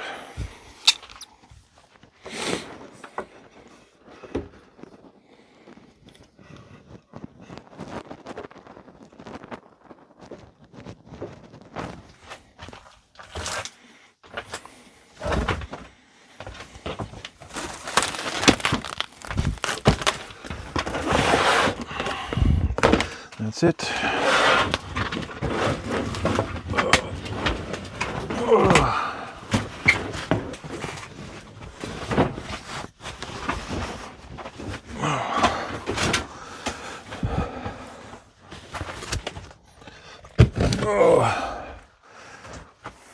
But yeah, I don't know if you're still here, Stephanie, but you should try to find somebody that will buy the fabric from you. Normally I would consider it. I'm kind of particular on what I use. So I may or may not be interested in purchasing it, but I'm also not in a good financial situation right now, so I don't have money to offer for it. But I bet you could find somebody like on Craigslist or Facebook Marketplace. By the way, oh yeah, you should still be able to hear me. I was gonna say, now there's like 2 walls separating me, but my phone is here with me, so that's not the case. Okay. Now I just have to carry this stuff back.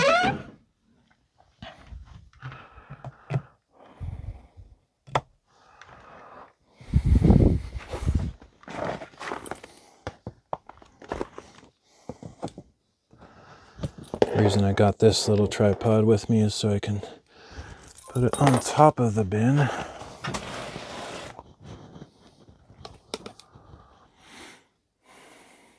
I don't want to sell it. I want to gift it to someone who could use it. That's pretty cool of you. But I bet there is somebody in your local area that would be very interested in it. It's always, such a pain to try to ship stuff. Okay. All right.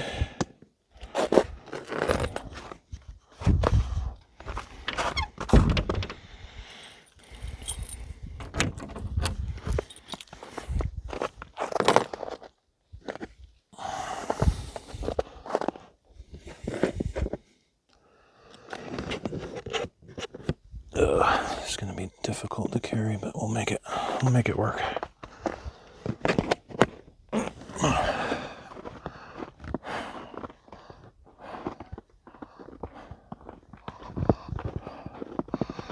As long as I don't drop my phone.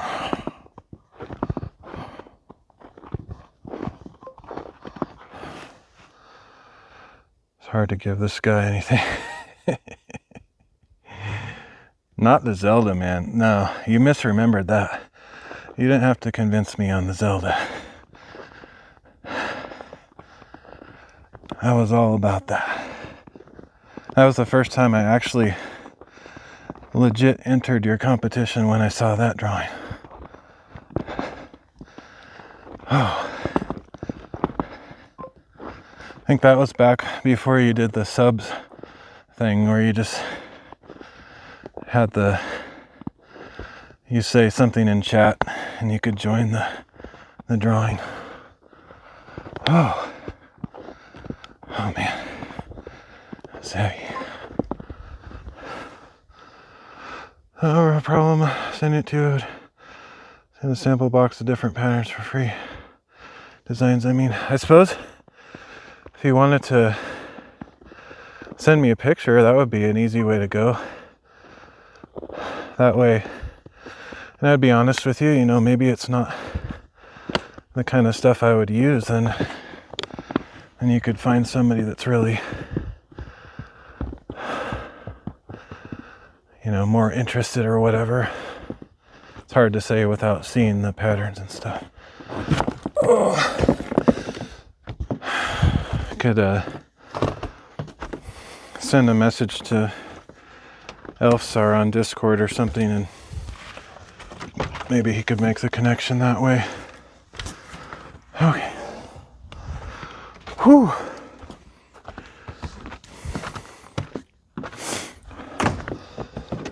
Oh, this is heavy.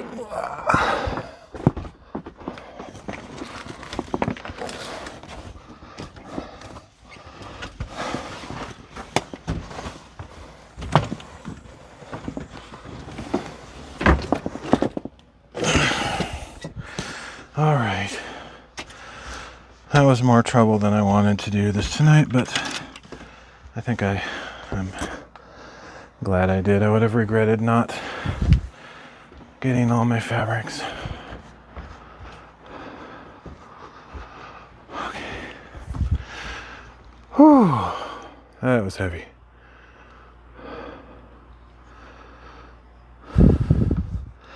Yeah, I'll try to send Elfsar a message just so he can connect you with me on Discord. Am I on? I don't know if I am or not. I don't do much on Discord. I just use it as a way to connect with a couple friends. I actually deleted my original Flow Discord a couple years ago during that Gives a Minute debacle, where they were not treating him well. Out of protest, I deleted my original account. So I may not, when I did that, I ended up, not being on a lot of Discord, so I don't remember if I'm on yours anymore or not. Let me check real quick, because that would be an easy way to figure it out. But I'll send you a message later if I remember. My memory's crap, but let's see. I can probably find you even if I'm not on your Discord, because we probably have a shared Discord somewhere. Let me see. Or I'll just join yours again if I'm not on there. I know I did at one time, but it's been ages. Looks like I am not on yours. Let me see if I can join it real quick.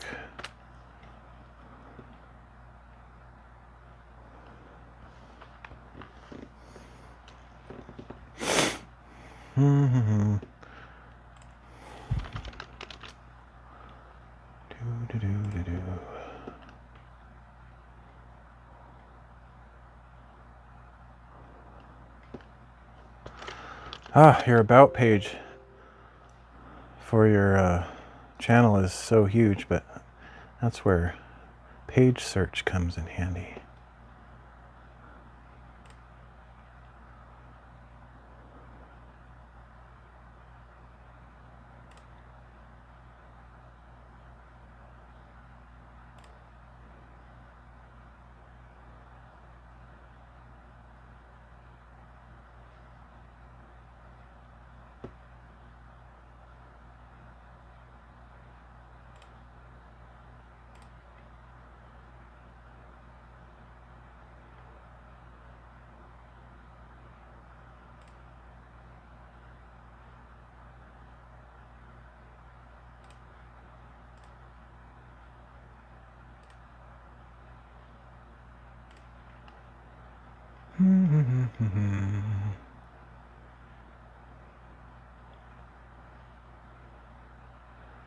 I wonder if I have, I feel like I've messaged you before though, like direct message.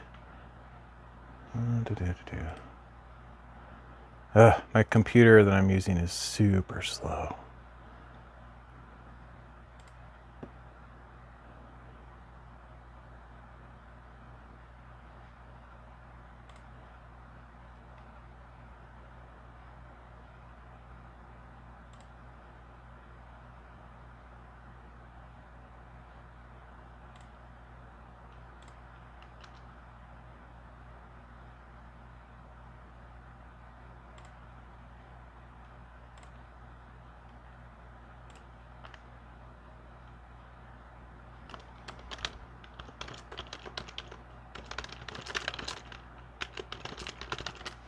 Okay, there we go.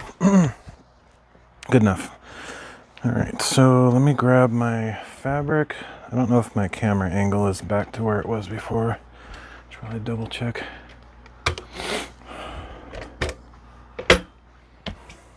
To get up on a step stool to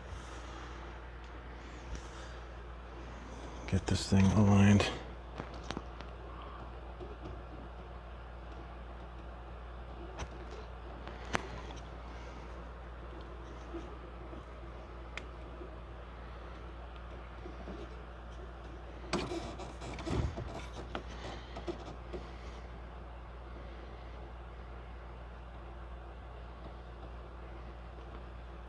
But yeah, feel free to forward my username or whatever to Stephanie, or maybe she'll see me that I joined on there, and you can send me a picture of the fabric sometime. No rush, no pressure, and please don't be offended if it's not the kind of stuff I'm looking for or whatever, you know. I'd rather have somebody take it that's actually going to for sure use it, because I have so much fabric already, like a lifetime supply, that I'd feel a little bit guilty taking it. It's not that I'm unwilling to take it, it's more that I'm kind of like Stephanie. I'd rather have somebody have it that's actually going to use it for sure, because I might just be like Stephanie where I just stockpile it, you know, it just sits around. So if there's somebody that is like, oh yeah, I need that for this project right now, that would be very satisfying, if you know what I mean. Okay. Oh, heavy. Okay, this is going to be an annoying, lengthy process. I either need to pick a new add flow to the username. Hope that is okay. Yeah, that's fine. That's fine.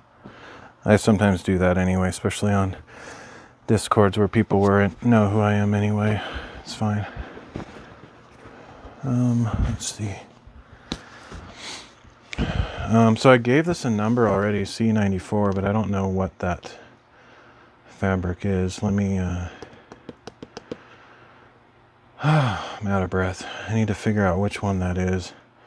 Except I don't think I have access to that information because my computer's toast, so I'm just going to have to go through and pick a different one. Unfortunately, I love this one. Colors are awesome, and it's kind of a canvas material, but it's definitely not going to match this one, so I'm just going to have to go through one by one till I find something. This would match, but it's kind of, I mean, it's a perfect match actually, but so I may set that one aside as a possibility. But I kind of look for ones that aren't too crazy colors. Like if the inside cover is crazy, I'll pick like sort of a hue that matches like maybe a green or a purple kind of thing, rather than trying to match every single color. But I'll throw that one aside just in case. Got some Batman, I want to use that sometime. So I'd rather pick something that has kind of a more, what do you call it, singular hue, so it's not too busy. I think a purple or a green is probably what I'll end up choosing. Sometimes I actually pick a solid color cover, and then you think it's kind of unassuming and ordinary, and then you open it up, it's like bam. I kind of like that effect. We've got a bunch of different ones. I'm just pulling them out. Got some Mario I'd like to use at some point. This is some of the thicker fabric. I like these kind of old-fashioned retro. I mean, they're kind of puke green, but I actually like that for some reason. Most people would not. So this is a green that could, if it was a little bit more Kelly green, it would probably be a good match. You said hello in the head. Cool. Cool. Yeah, if this was a little bit more Kelly green, I think that would actually work, but it's not quite the right green. It could work, but it's not exactly what I'm looking for. So let me pull out. I got a bunch of these Indonesian ones, batik patterns, and if one of those matches, I might use that. A green one in particular, green or purple. Almost would actually gravitate towards purple, like this one possibly. That's actually a pretty. The reason purple is because purple is kind of. I mean, I know it's not complementary to green because the actual complementary color is yellow, but I've always, for some reason, always thought purple and green go good together. I think it's partially because I'm a Batman fan and Joker is purple and green. Plus, this also has some green suggestions in there. So that might be what I use, but let me check to make sure there's not something else. I have this green, but that doesn't really work. And Riddler, yeah. Yep.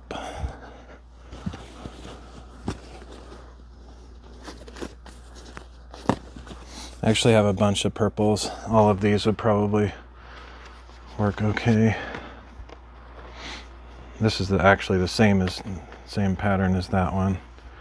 I think I might go with that one. Here's another purple though. Let me compare that one. It's actually kind of embarrassing how much fabric I have already. That's the only reason I hesitate to accept your offer, Stephanie, is that I just want to make sure that, I mean, I love fabric. I'm kind of addicted to it because of this bookbinding hobby, but I just want to make sure that, just like you, I have the same attitude that you have. I want somebody to be blessed by it, and if I can sacrifice my own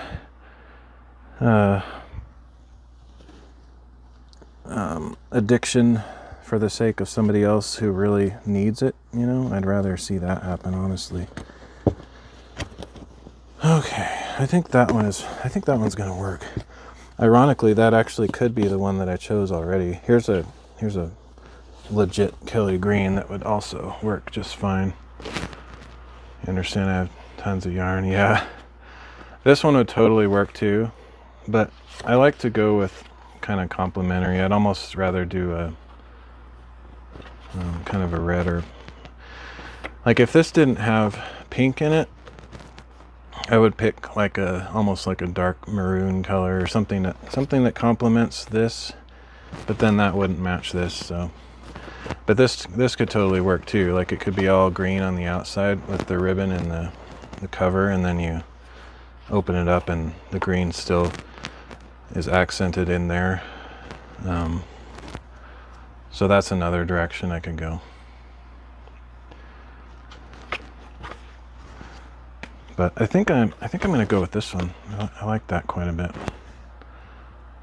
How much do you sell your books for? Currently, I've never sold books because I can't really sell them for enough to make it worthwhile, because handmade stuff it takes so much time and it costs money for the equipment and materials, plus taxes and like a seller fee on the website. By the time all of that stuff happens, I make like 50 cents an hour, so it's very discouraging. So far I haven't really sold them. I just I give them to friends and family for Christmas and birthday presents and stuff like that. But I'm kind of in a bad financial state right now, so I might actually try to finish a few and throw them on Etsy or some other store, just because I could use a little extra cash right now. So I haven't decided. Probably like $25 or something, which it's kind of hard to strike a balance. Like most people don't want to pay that much, but if I don't charge at least that much, then it's really discouraging because I spend so much time on them, if you know what I mean. But the problem is they're so small too. Like people can buy like journals at craft stores for like $10, and so I'm competing with that kind of stuff. So it's only people that really appreciate handmade stuff that would actually want to buy it. And anyway, but yeah, I'll eventually post a link on my about page or put it in Discord somewhere or something. But it'll be a while. I have some books already that I could throw up on a site. They're not my proudest work simply because I'm going all in on this magnet flap cover thing. Like this one, for example. Like there's nothing wrong with this book. I've kind of moved away from the elastic closures, and now all of my books are generally the magnet flap things. But anyway, but yeah, I'll throw some on there eventually. I don't know when. I've said that before, and who knows. But yeah, I'll let you guys know. I appreciate the interest and the support. It's very kind of you to express interest and whatnot. I'm just gonna choose this one. Final decision. I think it's actually just perfect for this book, so we'll do that. It'd be really ironic if it was actually the one that I already chose from before, but since I don't have my computer and spreadsheet operational, I have no idea if it's the same one or not. Ugh. Oh man, this is the slowest process I've ever done in my life. You wonder why it takes me so long. This is why I just make all these delays. Part of it's also when I'm live streaming, I'm definitely going a lot slower than I would if I was just focused. But I don't enjoy doing it just jamming out. I mean, just I don't know what the word, pumping out like a bunch of books in order to make money. For me, it's the joy of the process, and so I don't do it as fast as I could and efficiently as I could. I'm sure I could speed it up a little bit, but anyway, whatnot, yada yada yada and whatnot. Okay, this looks like it'll be big enough, just barely, so we'll just go with it. So what I have to do is figure out all the spacing now. I'm probably not going to finish this book today, so definitely don't stick around trying to see the final outcome. It usually takes me several days to go through a book at the speed that I do. Anyway, plus it's probably bedtime for some of y'all, so anytime you need to head out, just feel free. Okay, so let me see. I already have a measurement for the spine somewhere. Oh, here it is. Spine is 3.6. So one thing I would love to have, I wish I knew someone with a plasma cutter. A 3D printer might work as well, but I have all these spacers. I have one for every 0.5 millimeter, believe it or not, because they need to be that accurate. So like I have 3.2 centimeters, 3.25, 3.3, but I would love to have these in metal, or plastic would probably work too, so I could probably 3D print them. I don't have a 3D printer, but man, it'd be so cool to have these guides like cut out of thick metal. Man, it's just so expensive though. Like if I were to find some local service that has like a plasma cutter or a water jet cutter thing, it would probably cost me hundreds of dollars just for these goofy little guides that I have. But I've always, for a long time, because these are just cut out of like mat boards, and they can get warped and worn over time, and they're not like super accurate because I just kind of cut them by hand, but they're good enough. But yeah, I've always wished I could have a friend that had a plasma cutter that could make these for me out of metal. That would be sick. It's crazy how expensive metal is as a craft. Like I wanted to get into welding and forging and all that kind of stuff, but it's just prohibitively expensive. Like, you gotta be super loaded financially to get into that hobby. Okay, so there's no, I need a 3.8. I might not actually have one that big. This is one of the bigger spine widths I've seen. So I might have to make a new one. Looks like it. Yep, nothing that big, so I need to make a 3.8 centimeter guide, jig, whatever you want to call it. Alright, so let's find the material. Be right back. Need some food. Cool. No worries. Alright.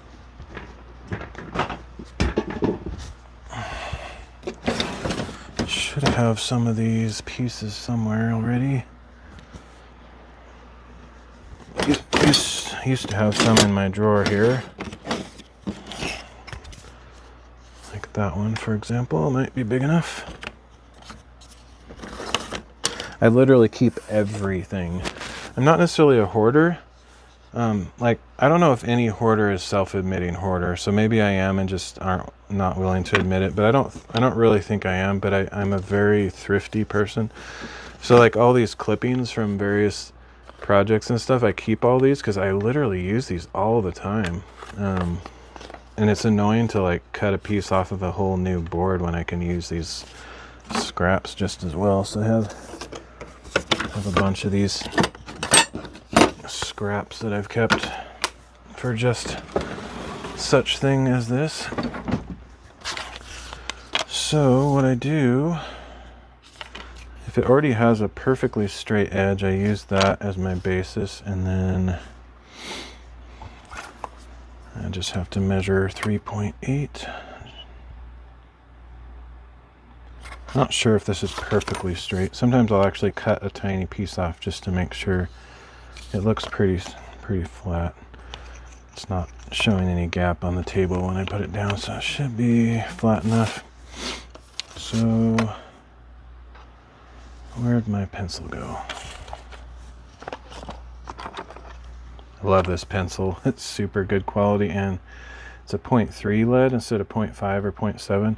I actually have a 0.2 lead also, but that's so thin that the lead actually breaks pretty easily, whereas the 0.3 is like perfect.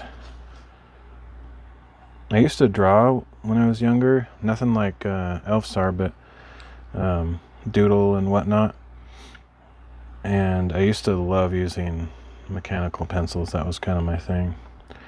1, 2, 3, 3.5, 6, 7, 8. I've shown my old drawings on stream before, but I don't draw anymore. I kind of lost my passion, and I feel like I kind of just lost the ability. I'd sort of have to reteach myself. Great for detailed work, yeah. I was never formally trained either, so like my technical ability in drawing isn't very good. I just have more kind of the imagination kind of part of it. But as far as my actual technical skills, they're very bad. When I did draw, I usually drew kind of cartoon characters so I could hide my lack of knowledge. I don't have to know all the anatomy if I'm drawing kind of imaginary characters, you know what I mean? So, let's see, where's my... Need to find my other cutter straight edge. I think it's over here somewhere. Oh,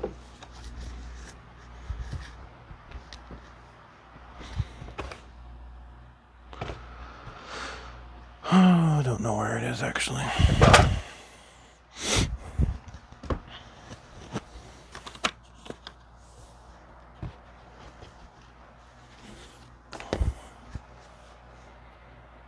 Can't believe this is my 168th.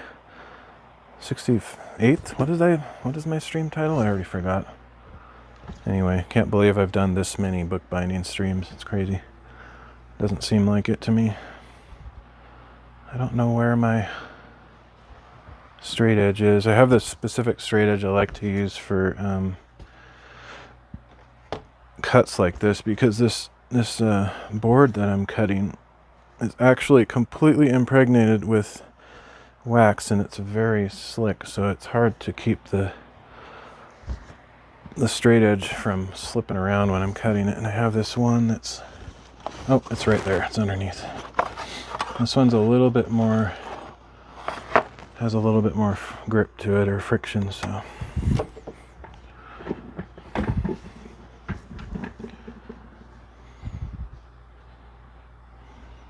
This is where I really have to be careful, because these boards are very dense and thick, and they're really hard to cut, so I have to be careful not to cut myself as I'm pushing really hard on this thing. It's a little bit brighter than I like.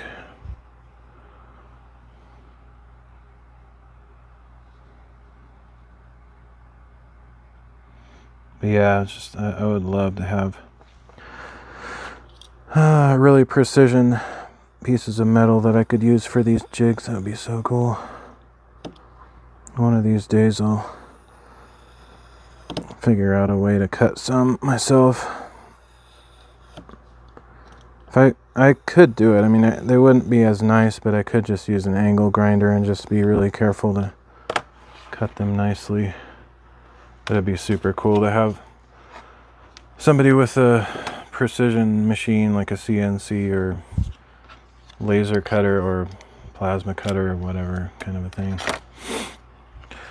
All right.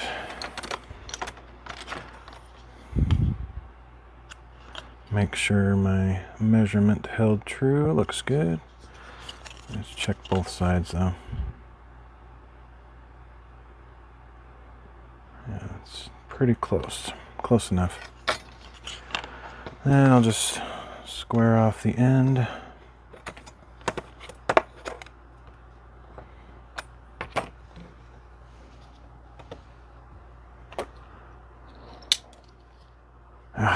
See, it just slips around all the time.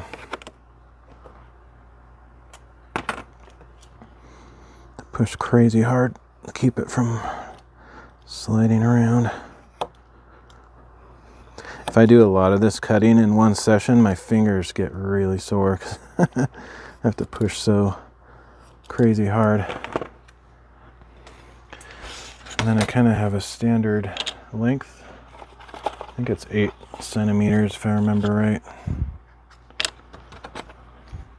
Nope. 11 centimeters apparently.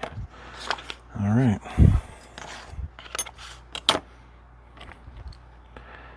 Smaller actually might be better, simply because if I were to use these on really some of my smaller books, they kind of need to fit in the inside of the spine. So okay, so 12 plus 11 is 23.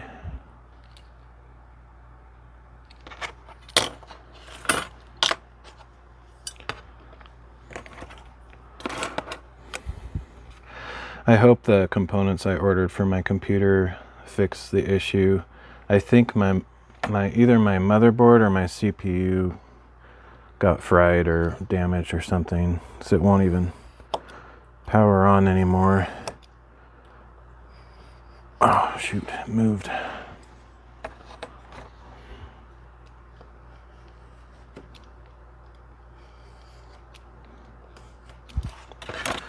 Okay, so there's my new 3.8.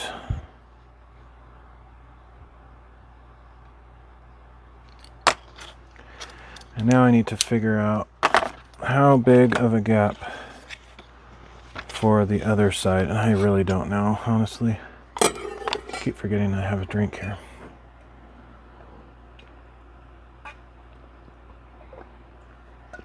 You're back. Cool, cool. I'm assuming you all are in the, well, I know Elfstar is in Canada, but some of you others are probably in the US and Canada, which is about the same anyway. It's got to be pretty late for you guys. Actually, let me see, it's, for some reason I was thinking it was like 3 a.m. or something. It's only 11:40 48 here. I guess it's not too crazy. But for some people on the East Coast, it would be about 3 a.m. or something. Okay. I think it was because Danny said it was 2. Okay, so you must be in the same time zone as Danny from earlier. Yep, that's late. Of course, I'm a night owl, so nothing phases me. Like, I regularly stay up all night, like, all the time. But for normal people, I try to put myself in the shoes of normal human measurements of time when I say that kind of stuff. Alright, so we need to figure out a good measurement. So I'm going to use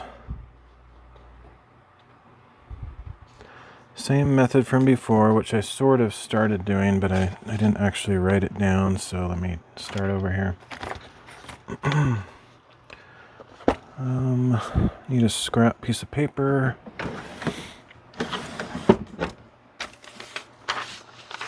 I don't know what happened to that one I had just a minute ago, so I'll just cut another one.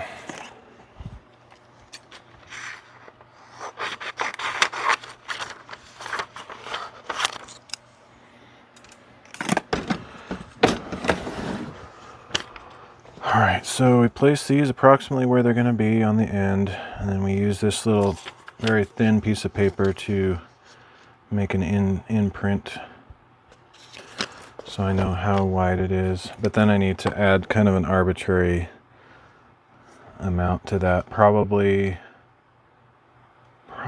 like at least 0.3 centimeters.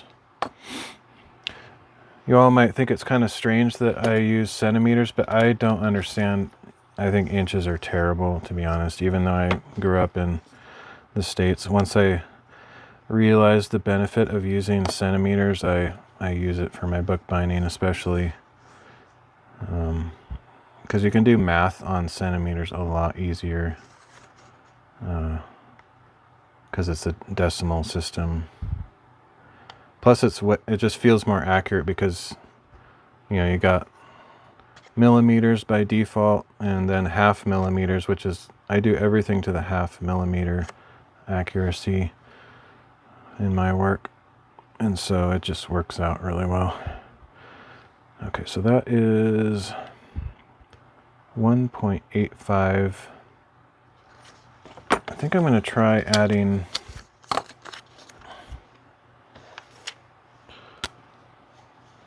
0.3. I don't know.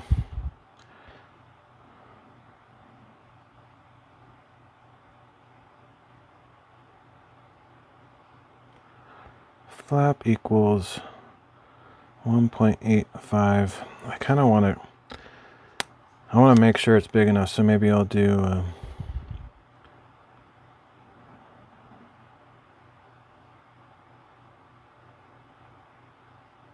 0.4. So that would be, what's 1.85 plus 0.4? That would be 2.25, I think. No, is that right? 2.53, yeah, 2.25, okay.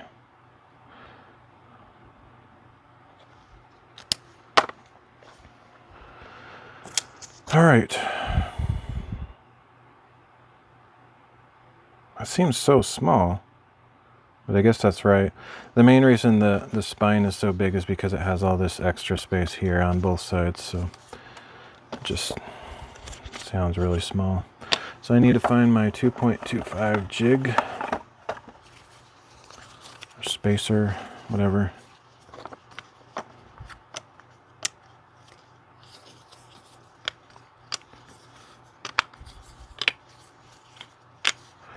Used to have these in order. Yep, you're in the same time zone as me. I'm also on the West Coast. I think I used to have pretty much every gradation. Okay, here's my other ones. But might be missing a few.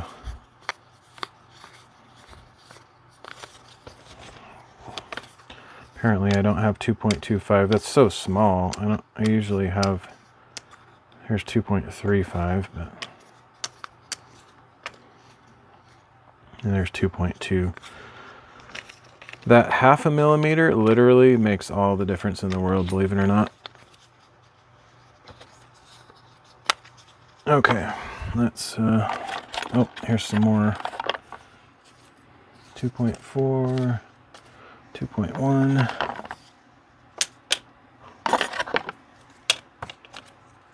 2.25, there we go.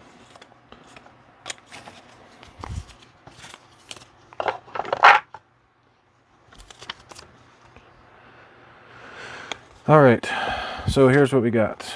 We got the gap between the flap and the backside, which is right there.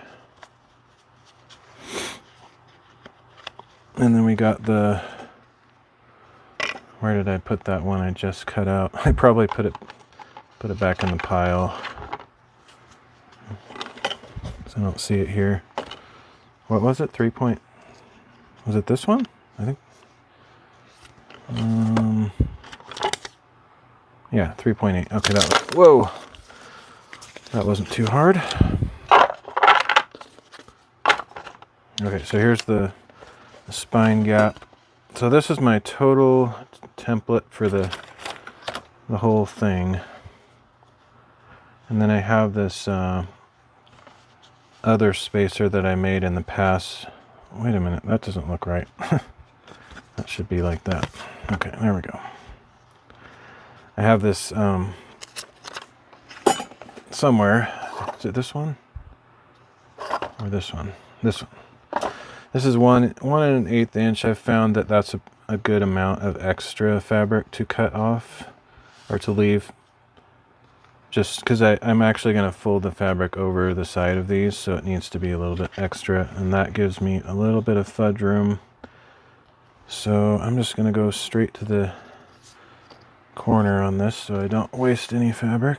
I mean, it doesn't matter because I'm going to be so close to the edge anyway that I can't really use those little scraps, but I'll put it close to this edge so that I maximize the use of that area up there. So we just line up everything down here. I need to find my longer straight edge.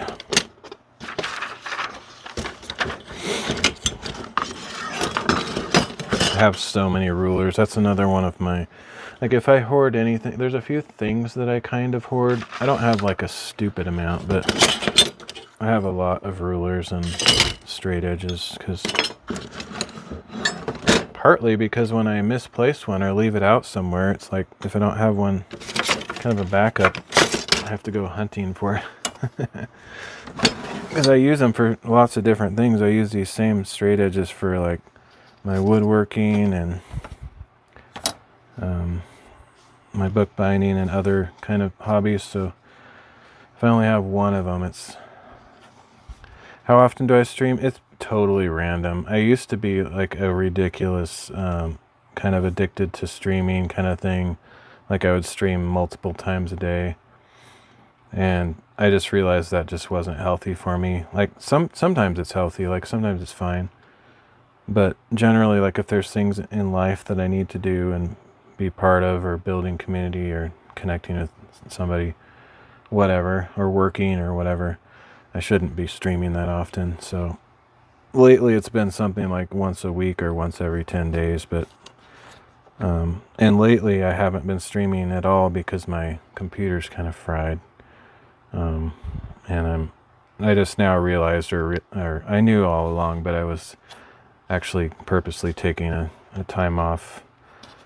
But I realized also that I could use my IRL setup like I'm doing today. So I might be kind of back into streaming, but I don't know. I've been very moody lately. I know it's a longer answer than you were like probably looking for, but been kind of not feeling it lately, so I haven't been streaming as much as I used to.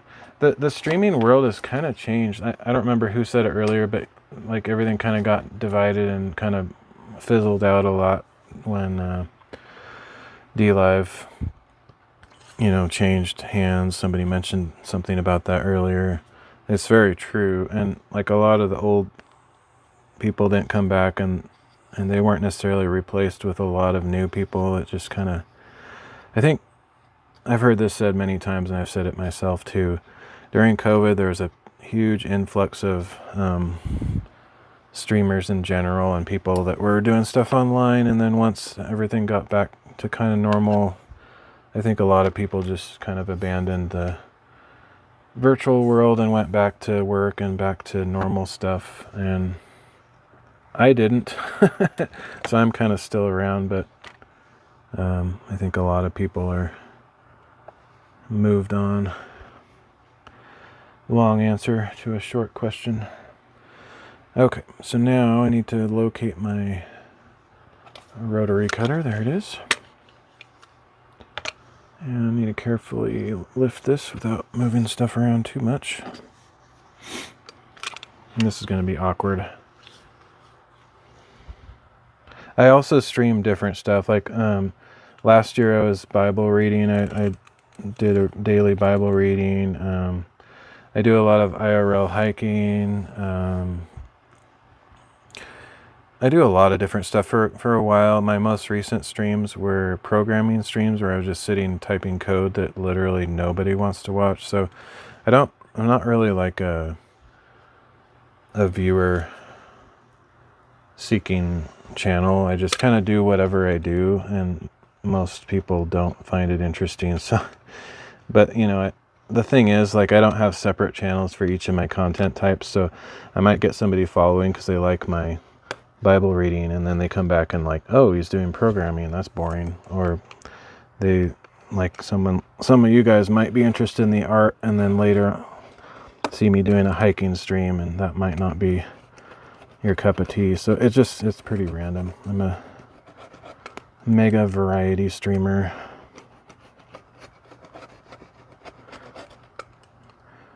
Which personally I like that. Like I don't think variety streamers do very well typically because of what I just talked about, where most viewers are looking for one kind of content, but I find variety streamers quite interesting because you never know what they're going to do, and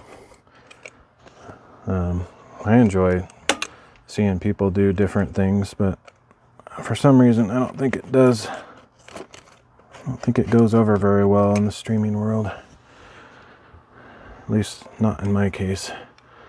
Art and hiking, yes. Programming, not so much, yeah. I get it. I honestly don't think hardly anybody likes it. Although, ironically, I had more viewers when I was doing that programming stuff than I'd had in a while, which was very surprising. There's a few people that I don't know why. I think they were just hanging out, not because they cared about the programming. Made in USA Review was hanging out. He's actually kind of a nerd like me though, so he was probably somewhat interested in what I was doing. But then there was this other guy that he was like just getting into programming, so he was appreciating what I was doing. But is art my profession? No, I don't have a profession right now. I used to be a full-time web developer, web designer, graphic designer, photographer, all that stuff. But I got completely burnt out with that, so I had to step away from that. And that was years ago, and ever since then I've been kind of a nomad and not really figuring out my life. Just been kind of at the mercy of life and I still haven't figured it out yet. I'm trying to start a small business that I don't really talk about what the business is, but just a small business. And I've gone through a lot of hard times just struggling to figure out who I'm supposed to be in life, I guess. Still haven't got it all figured out. Okay, so that gets the width. Now I need to cut the length. It's probably, actually it doesn't really matter at this point, because I can't use that little scrap on the end anyway for anything, so I'll just leave it on this. And I need to, next I need to use, this is what I typically use, is this Heat and Bond Ultra Hold stuff. It's really cool. It's basically iron-on adhesive stuff, so I just cut a piece to match the size, but I go a little bit smaller so that it doesn't melt onto the ironing board. And that's also why I leave that 1.1/8 on the border, so I have a little bit of fudge room to do this kind of stuff.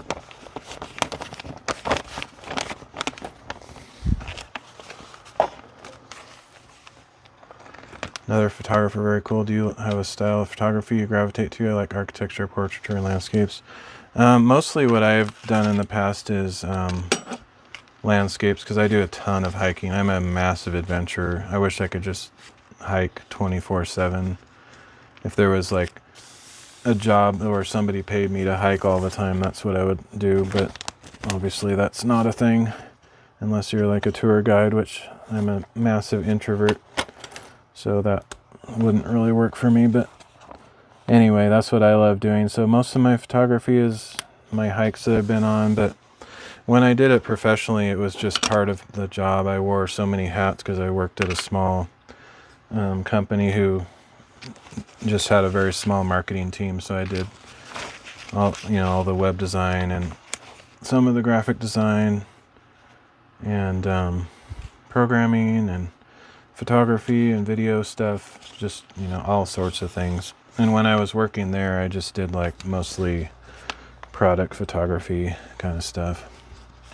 Ever consider being a park ranger as a thing? Yeah, I would like that. Unfortunately, I have it sucks. Like everything I want to do, I can't do. I have severe health issues that keep me from doing anything overly physical. Like I can hike all the time, but I can't lift heavy objects. Like I have this really bad health thing that happens whenever I dig holes or like bend down. I just get these terrible migraines. But I also have a bad back and bad knees. Actually, just a couple of days ago, my bad back had returned. So I had to do some stretches to work it out. But yeah, unfortunately, I can't do heavy work.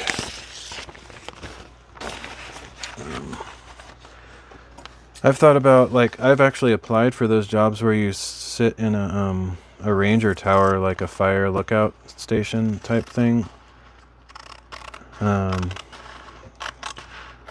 Something I could do, but as far as like the actual trail maintenance and plumbing of all the facilities and all the handyman stuff, some of it I could do just fine, but others are just a little bit more than my body can handle, unfortunately.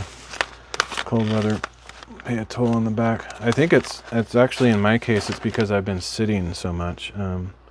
That's kind of largely what gave me the bad back is a desk job, just sitting at a desk all day. And lately it's been super snowy. We just got a dump of 16 inches of snow or something. So I was kind of confined at home and wasn't going anywhere and just sitting. And I think that's probably what aggravated my back. If I get outside more and hike and stuff, it kind of, moves my spine around and keeps it flexing, and all the discs, they get, what do you call it? Just, can't think of the word, but anyway, you're supposed to keep your discs mobile and moving around, not in one position all the time. So when I'm out hiking and stuff, even though you would think that might hurt my back, it actually helps my back all the time. It's one of the best things I can do is walk. And some of the hiking I do is pretty crazy stuff. Like, if you watch my last stream, I do a lot of adventure hiking where I'm off trail and climbing a little bit and stuff, but none of that seems to bother my back really. As long as I don't jump off really high things and land on my, land on my feet, because my knees aren't great either. Okay, 19 and a half.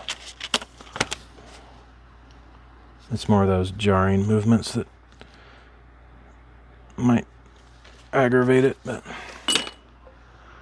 should be Adam Ansel, get an apprentice to haul your medium format camera up. Oh man, that would be awesome.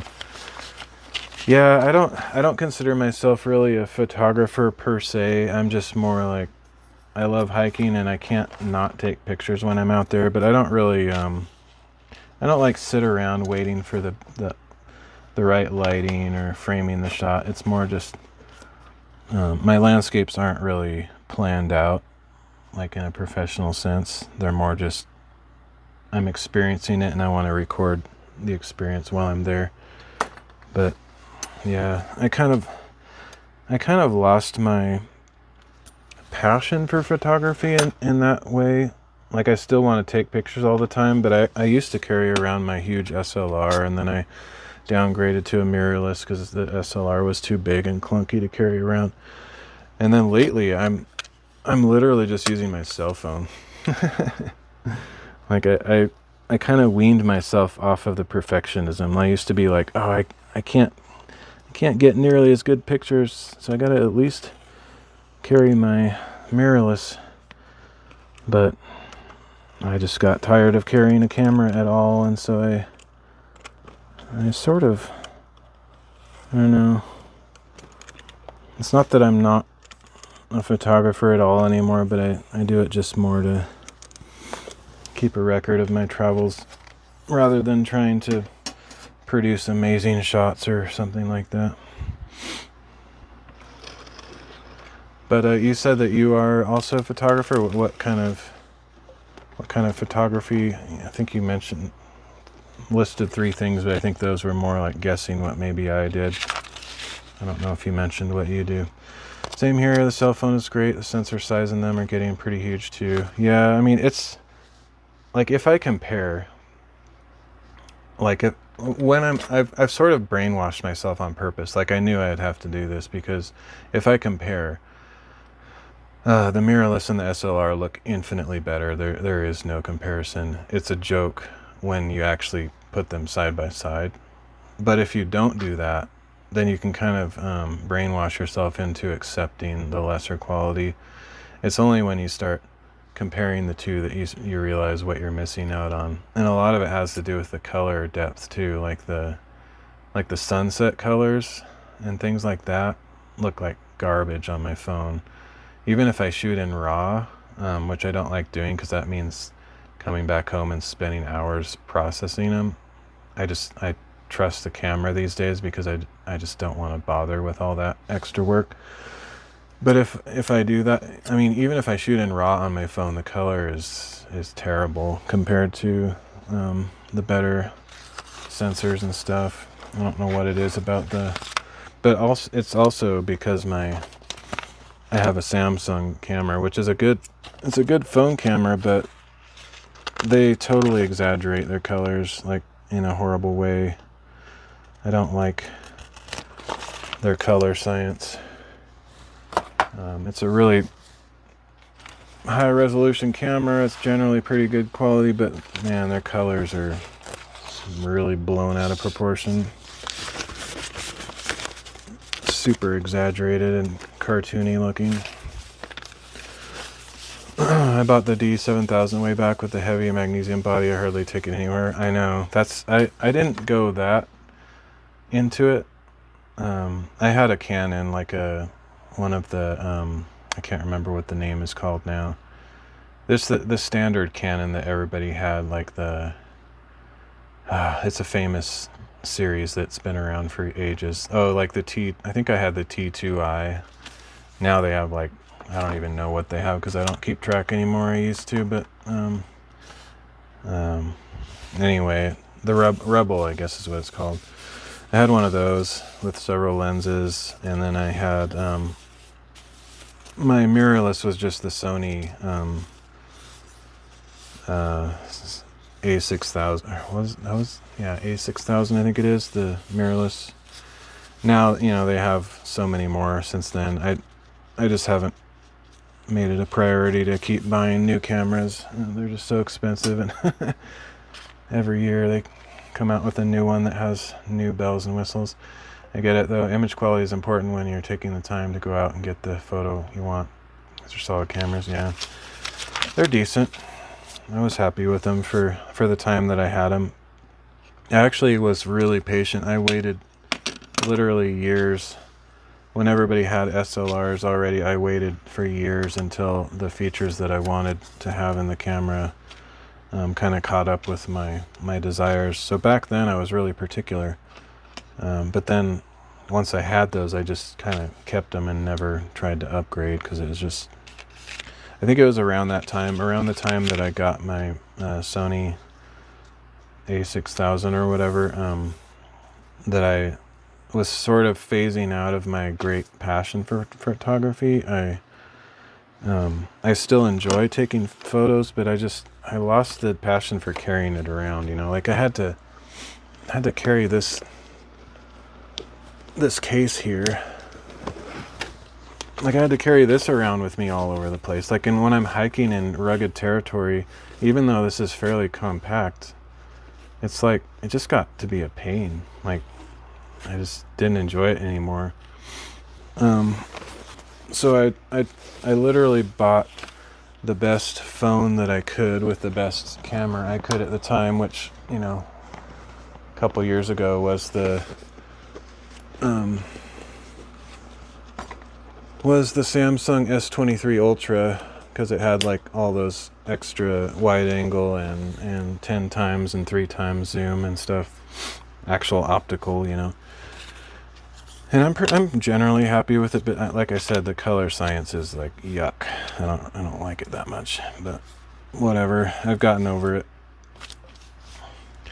I picked up a tough camera. It's small and waterproof, and also I don't have to worry about nuking my phone. Yeah, I actually almost went that route too. Like the what's the other brand? A long time ago, my first digital camera was an Olympus camera, and I saw those red, like that red Olympus. You probably have seen it. Maybe, I don't know if it's the one you have, but it has that sliding cover on it. It's dust proof and shock proof and waterproof. This was like probably 5 years ago, so by now I don't really know what they have, but I almost bought one of those for that same reason. The only thing I didn't like about it was that it was limited to like 3 times zoom, and because it doesn't have like the lens that comes out, it's like all encased inside. So yeah, the pen. Oh, cool. I used to know what that is, but I kind of forgot what it is. I used to really like Olympus. Oh, no worries. You're not distracting me at all. Like, to me, that's what streaming is all about, is having a conversation. So yeah, don't worry about it. I enjoy it very much.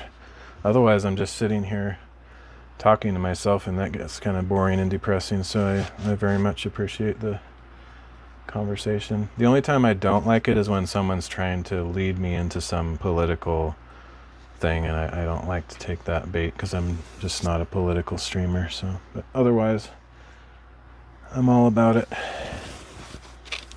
Okay, so I have to cut one other piece though. So there's 3 pieces. We got this, and then we got this rice paper over here. I used to use tissue paper, which is actually just fine, but I have this rice paper that's even nicer, that I have kind of upgraded to. But tissue paper, like the stuff that you buy at like Michael's or whatever for wrapping in gift bags and stuff, that works just as well. But this rice paper is a little bit nicer. Anything that's super thin, it's got to be really thin, because you don't want to add massive rigidity to the cover material. So this I make just a little bit bigger than the other layers. Kind of an arbitrary amount, just enough to overlap.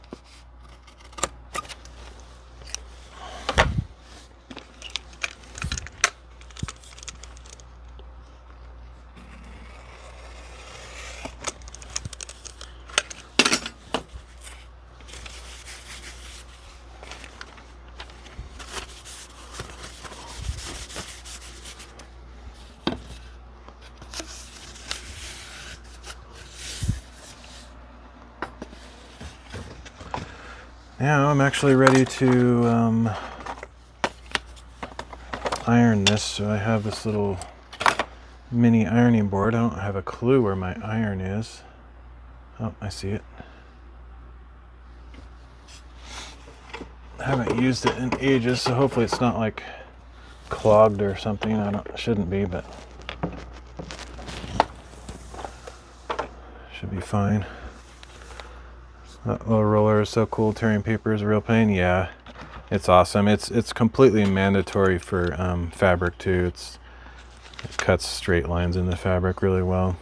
That's generally what these are for, is for cutting fabric, but they also work for thinner papers. If it's too thick, it can't really cut through very well. But the funny thing is, I've never replaced the blade on this. Like, you would think it would eventually get dull, but I've had the same blade for years, and I've cut like ridiculous amounts of stuff, so pretty happy with that purchase.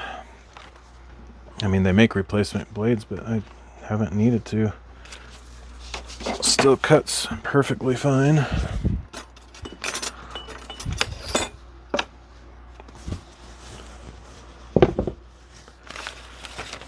Okay, so I don't know if I have enough room on my table here.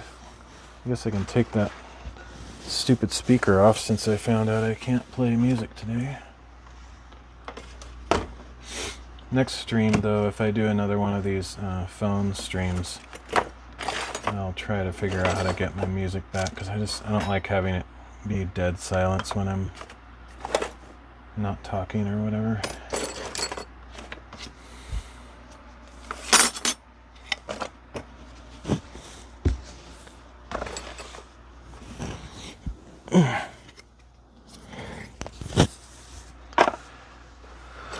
Okay, we need some water in my iron somewhere. Here's the thing.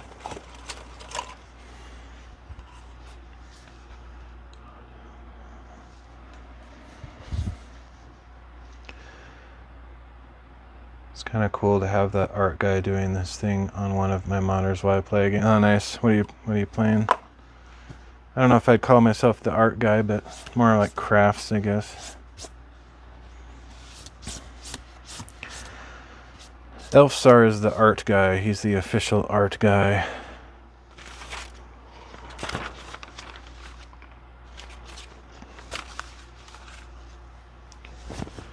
Okay, let's go get some water. I'll be right back. Yeah, this thing is very dusty. Hopefully that doesn't cause any issues. Oh, where's my brush? Oh, here's one. Not the one I was thinking of, but that'll work. I don't understand why it's so dusty in here. Dust is, like, mysterious to me. I don't know where it comes from. One time I think I read that a lot of dust is, like, human debris, which is kind of gross, but, like, skin and hair and things like that. I don't know what percentage, but just some of it's that. And then I live out in the country, and there's just the ground here is really dusty anyway, so I guess it's not really that much of a mystery when you think about it. But it's just like your house is closed. Like, where does it? I don't know. It just comes from nowhere, it seems like. I have a pretty liberal definition of art. Some people seem to get uptight on what consists. Yeah, no, I agree. I mean, like, I know what you're saying. I guess I like to downgrade myself I mean, I don't like to boast or like make something out of myself that doesn't feel honest, you know what I mean? But yeah, you could call this art, I suppose. But I think of art more being like something you put on display, whereas crafting is generally something that you use. But at the same time, some crafting is like something that you put up on the wall or whatever. Like a lot of, not to stereotype, but a lot of older ladies like paint, you know, not figurines, but like, I think it's called toll painting, where you take a board with like a picture of a bear on it or something and paint that. Or I guess, yeah, no, I understand what you're saying though. This is like, I would call this art. Like I would call that art, these papers. But otherwise I'm just kind of assembling something, which I don't know. It's kind of one of those gray areas, I guess. But even that definition is not perfect, really. Because you can have something that you use that's also a work of art, I suppose. But I'm kind of right in the middle there, where I have some form and some function mixed, but I don't know where that dividing line is exactly. Like, there's a lady that used to be on DLive. Her name was Dreamwalking Angel, or her username. Maybe you've seen her. She also did bookbinding and things like what I'm doing, but hers was more like a work of art. Like she would recreate books from like Harry Potter, like that Book of Monsters with the sculpted, you know, claws or mouth on it, and eyeballs, and looks like a spider. You know, to me that's more like art, I guess. Whereas, like, I didn't design this fabric. You know, I'm just kind of assembling it, sort of thing. But anyway, it's hard to quantify or qualify sometimes. Okay, so I need to get some water. I'll be right back.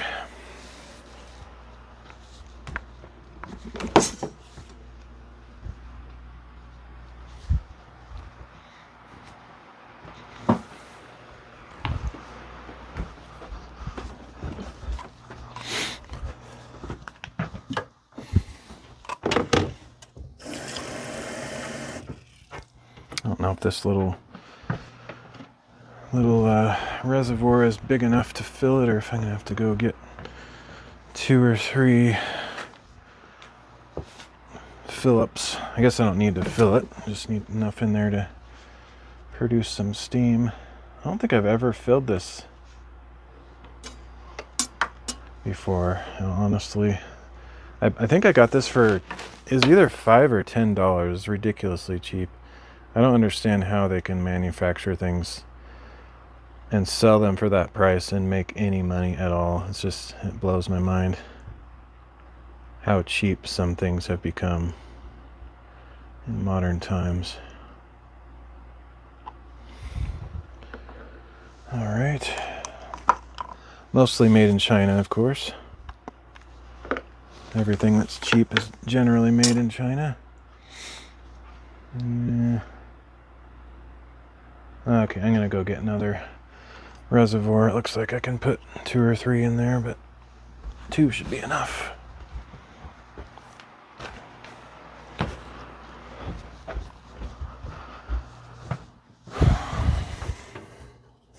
This is fun to get back into this hobby. I don't understand how time flies. Like, I can't believe that it was a whole year ago the last time I did bookbinding on stream. It's crazy.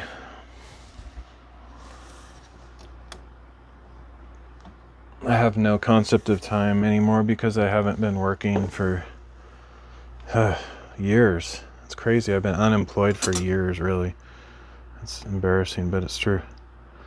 I looked for jobs for over a year straight, couldn't find a single job. I wasn't even being picky, nobody would hire me. And then once I realized that was the case, my parents have been helping me try to start this business, but it's primarily my own, some lacking motivation or, depression and things like that, but also just, I don't know how to start a business. I've never done it before, so it's kind of intimidating to me. And so it's just been a very slow process. Okay. I don't really like that cap on there. I guess it's going to keep the water in, but I don't think I've used this a single time. I think I lost my other iron and I bought this one just because I couldn't find that one. I don't know if it ever turned up actually.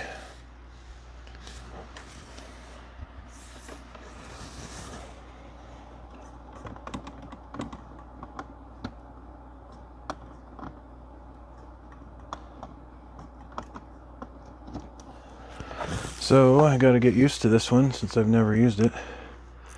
Don't know the magical setting to use. Let's see, I used to put it... I don't remember actually what I used to use, what setting I used to use. I don't like that it doesn't seem to have a LED on it, or if it does, it's not turning on. Maybe the light turns on when it's heated up or something, but I can feel heat on there, so. Let's see, I'll just go with silk setting, I guess. So I have to do 2 passes here. Basically I adhere the, actually, no, wait a minute. It's like 3 passes. First, I've completely flattened the cotton itself, which I could probably use kind of a higher heat for that. Okay, now there's a LED on. I don't really know what that LED means, but... So I'll turn it up for that, because I need to flatten this so it has 0... There's like a little crease here. I need to get rid of that. Also need to figure out which is the wrong side of the fabric. It looks like this is good here. So I flatten that, and then turn the heat down a little bit, and adhere this Heat and Bond Ultra Hold stuff, which is basically like a hot glue sheet. So I'll glue that on, and then I'll peel the backing off and glue this onto the other side of the glue. That's what we're gonna do. So it's a good thing I talked that out, because I might have actually forgotten to make sure that this is flat. If I didn't, that line would show up on the book no matter how flat I get it after the fact. If I don't do this first step, that would remain in the final product.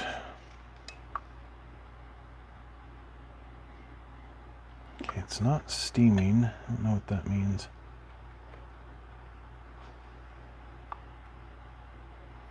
I think it's probably just not hot enough yet. It has some lights on there, and I don't know which one comes on or goes off when it reaches its heat. I'm sure I could use it anyway, but usually wait till it, like with my old iron, I would go like this and it would start, the steam would start coming out. This is definitely a cheap one, so I don't know. I'm assuming it'll do that same thing, but maybe not. No, I'll just try it. It has an actual... Oh, there it goes. There we go. You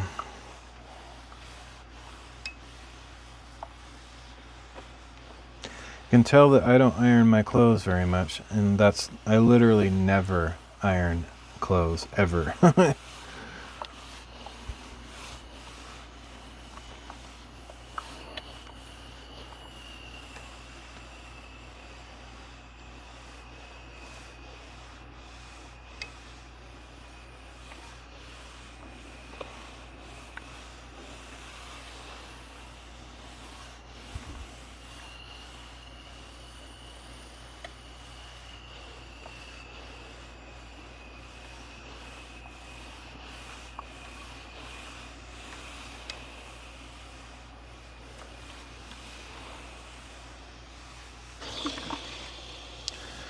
Alright. The other thing I need to make sure not only are all the wrinkles and folds and stuff removed, but I need to get rid of all of the little debris, like this junk up here, because that will, if that gets in between the glue and the fabric, it will create a little indentation or visible texture change. So let's get rid of all that junk. And then also make sure especially that there's no remaining debris on here.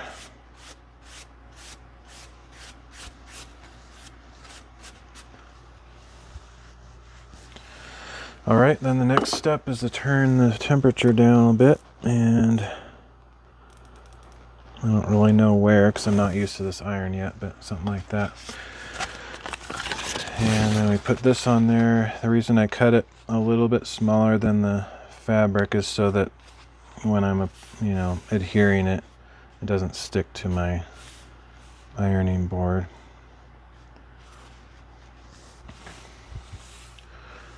So I'm not sure how long to wait for that to cool down a bit.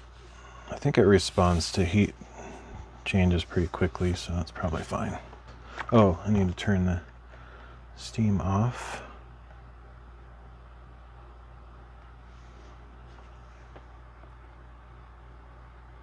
Okay, should be good.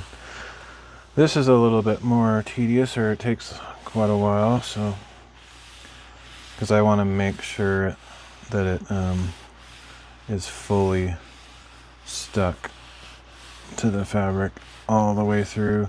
And what the sign that I've used in the past that seems to have worked pretty well for me is when you can kind of see the fabric pattern through, if it kind of is an indicator that it's stuck well enough generally.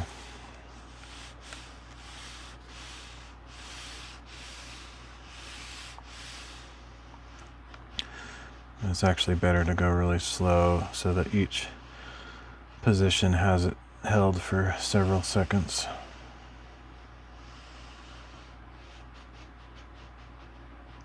I usually try to work from one side, pushing straight across so that there's no bubbles that form under there.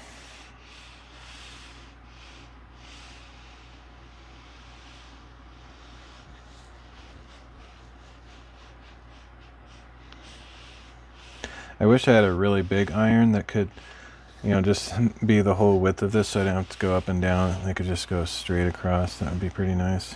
They probably make bigger irons. A heat press would be really nice too. I have several crafting things that I've thought about getting into, like hot foil stuff, and I'd like to get into screen printing, and let's see what else. I don't know, just some other things that I could use like a heat press for, but I don't know. None of my hobbies are like money makers, really. So I have a hard time justifying buying a bunch of specialized equipment when I don't really feel like I can make money off of the things that I make. I mean, I can make some money, but they're not enough to like make it profitable for the time that I invest in it. So that's why I generally try to stay away from buying new gadgets and equipment, because I don't really feel like I mean, if I had more money, I would probably buy some of that stuff, but I've been not having money for a long time, so I try to resist those kind of temptations. I mean, I'd have all sorts of stuff if I could. I'd have like a plasma cutter, a laser engraver, a CNC machine, 3D printer. I'd love to have all that stuff. Just make all sorts of crazy, cool things. I watch a lot of that kind of content on YouTube, like people fabricating stuff.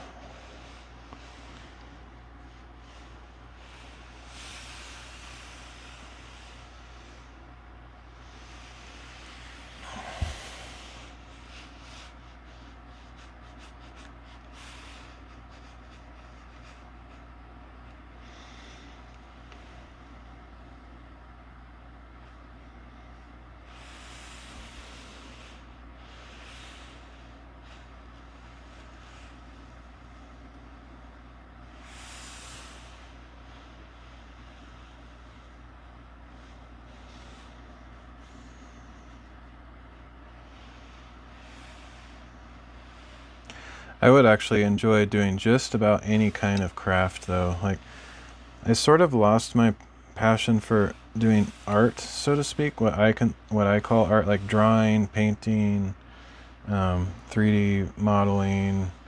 I used to do all that kind of stuff, just kind of as a hobby. I kind of, or video editing, or anything that involves visual medium to create something, storytelling or an art piece.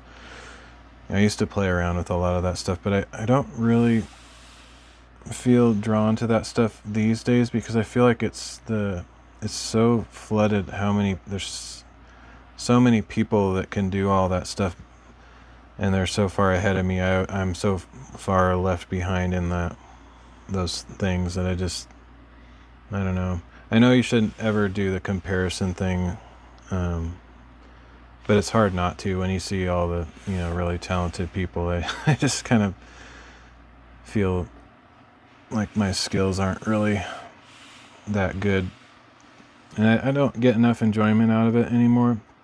But I do enjoy making things,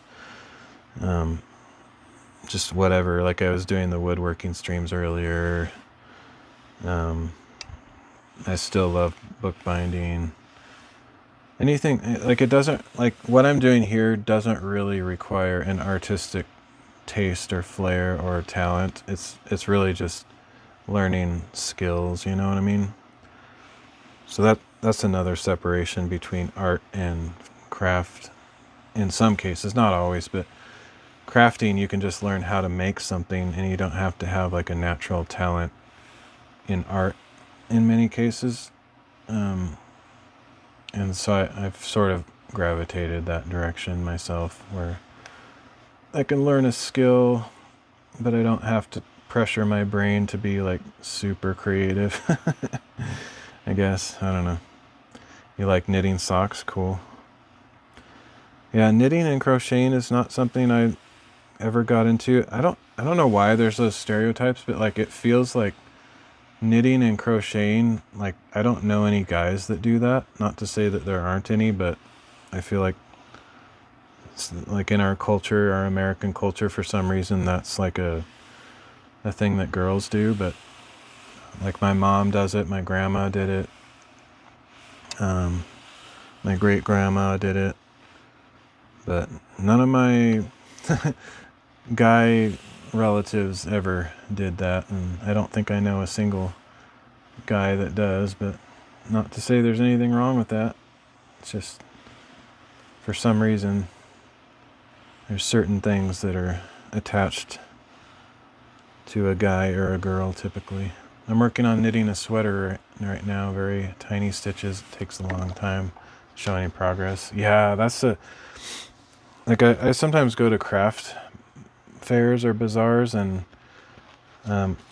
I've tried selling my stuff there. I didn't do very well, but then I see a lot of what the other people make as well, and I just can't even imagine like I can understand like a beanie hat or socks or something, like, or like a washcloth thing. Like my mom makes washcloths, I can understand that. Even that takes a long time, but like making a sweater, or that just seems like that would, not only would it take a long time, but you'd use so much yarn, that the expense involved. And then like when I've been to those crafting fairs and seen people trying to sell the stuff, like it's so hard to like make your money back. Yeah, it's just discouraging. So it's almost like, it's not impossible to make money with handmade stuff, but it's really difficult. So you almost have to like really love it just for the therapy of it, rather than like trying to make a business out of it. It's so hard. I know there's people that succeed somehow. I don't know how, because when I do the economics, like the calculations for my own crafts, I don't even consider trying to do a business, because it's just not profitable.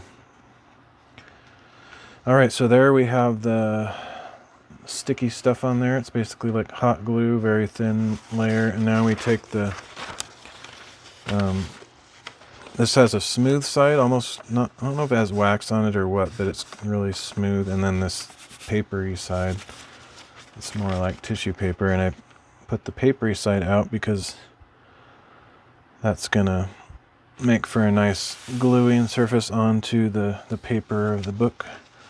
So we just make sure that's covering that entirely, and we just iron that on. This is actually more where the texture or color of the stuff underneath is going to show through, and that's kind of where I know that it's attached really well.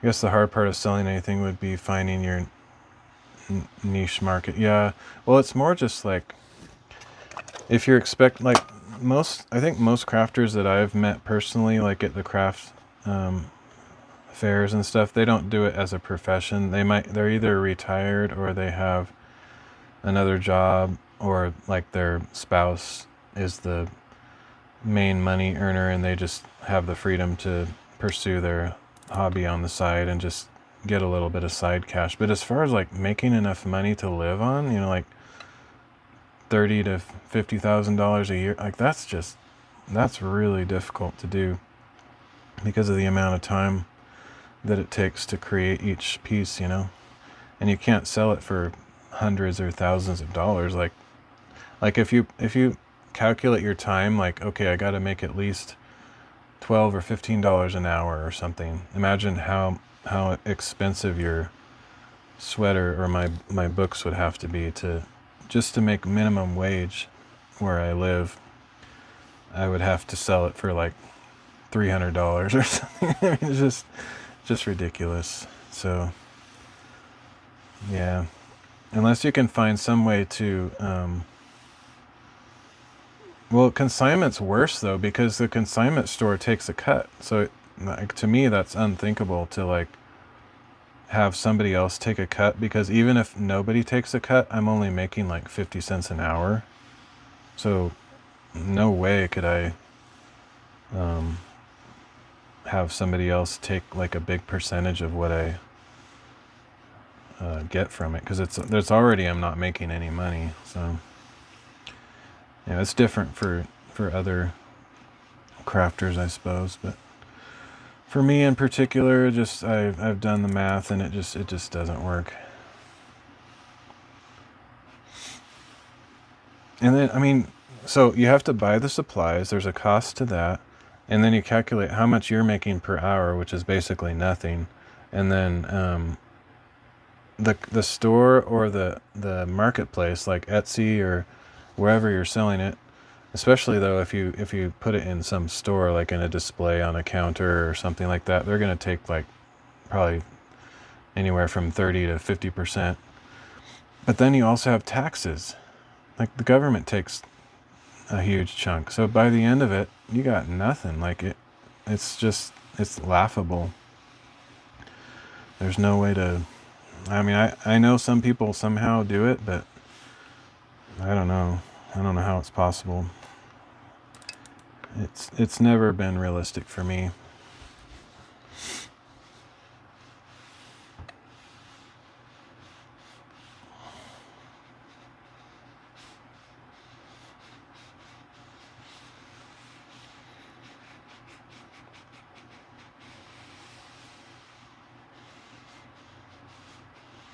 I don't know a lot of people that do it full time though.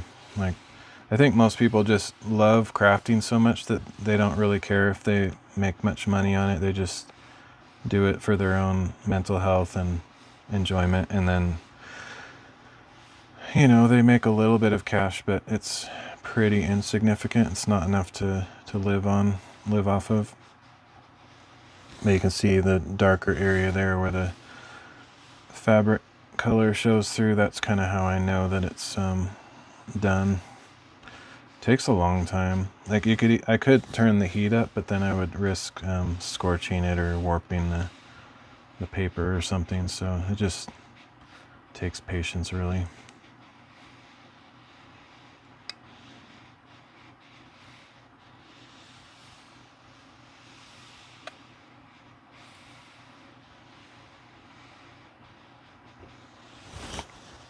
And I don't mind. I actually don't mind how long this stuff takes. Like, I think a lot of people would be driven nuts by it. It's like, oh, I want to, like, especially watching it, it's probably really maddening for most people to sit here and watch this really slow process. But I enjoy it. It's kind of therapeutic and relaxing. Same with, I imagine it's the same with like the crocheting and knitting. It takes forever, but just the process is, yeah, relaxing, yeah.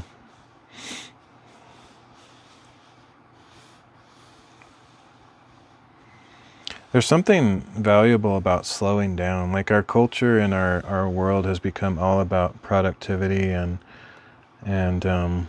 economics and all that stuff. And I think you lose all the humanity in it if you don't. You know, it's just like the whole AI revolution thing. It's in some ways it's a powerful and amazing tool that we can use to save time, but in other ways you just, like, depending on what you're using it for, you just lose all the humanity of everything.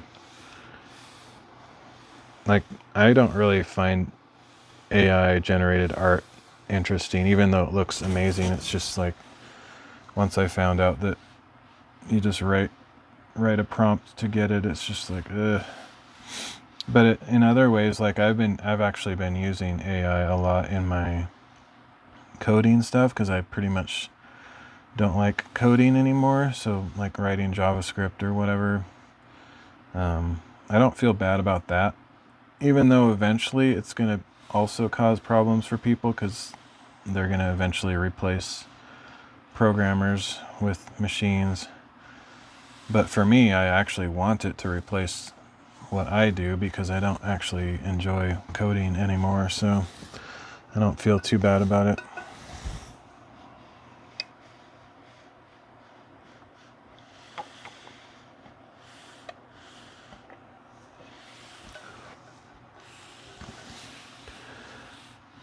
But I would not want to be in the development or programming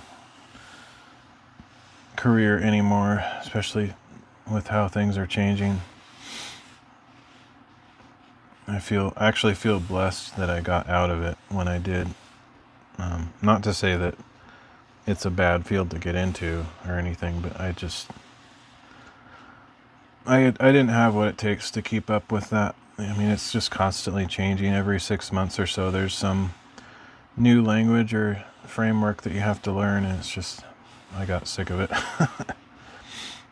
I enjoy watching slow TV, hours of watching trains ride along the mountains in the snow, refreshing slow pace of life. Huh, interesting. I guess I haven't watched that necessarily, but what I do enjoy watching is people making stuff. Especially fabrication, I guess. I mentioned that earlier, but I watch a lot of people forging stuff with metals, and scientific experiments and stuff like that, and crafting and stuff like that. As far as like outdoor stuff, I like to just be there. Like, I don't watch a lot of outdoor content, because I want to be the one that's out there hiking. I don't want to watch somebody hike. I want to be out there myself. But I pretty much don't get anybody watching my IRL streams. I always am kind of surprised at that, because I go to some pretty amazing places that I don't see other streamers doing.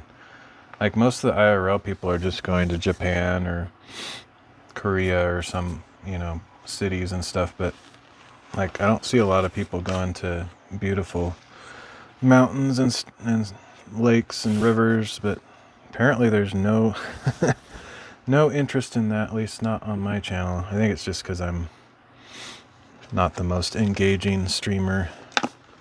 I'm old, and you got to be like young and hip and do a bunch of crazy meme type stuff to get the views, I guess. But it's fine. All right, so that's done.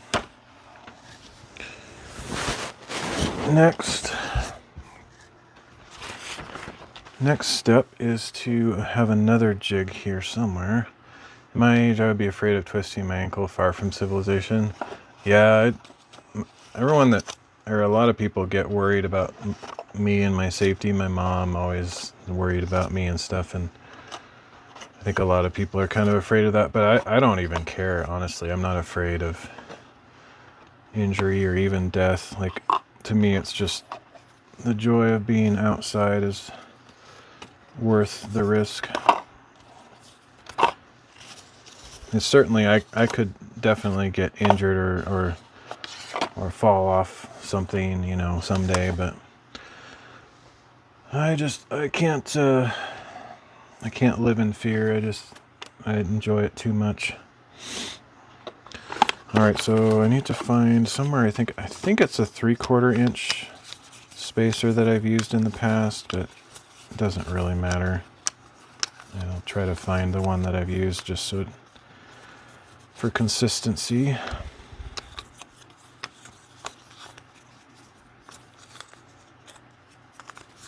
don't know where it is. If I don't find it, I can just make something up. It might be 3/4. Did I say 3/4? I'm pretty sure it's 3/4 of an inch, but... Oh, here it is. Okay, there we go. Alright, so now what we do is we put this stuff back on, which... There's my pieces. Got to make sure to put everything in the right place. Yeah, I don't watch a lot of camping videos, but there's 2 outdoor channels that I do really enjoy, and that one of them is Camping with Steve Wallace. I don't know if you've heard of him, but he's just, I don't know, he's my kind of guy. I think I would get along with him really well in real life. Just really laid back and down to earth. Not really a showman, but he does fun stuff. So I like Steve Wallace, and I was watching Desert Drifter, and crazy, I mean, I mentioned this on my stream, but he actually got in a car accident, and he was on life support for a long time, and unfortunately he did not make it, so he passed away. Very sad story, but I enjoyed his channel as well. Okay, this looks like the corner is not ground.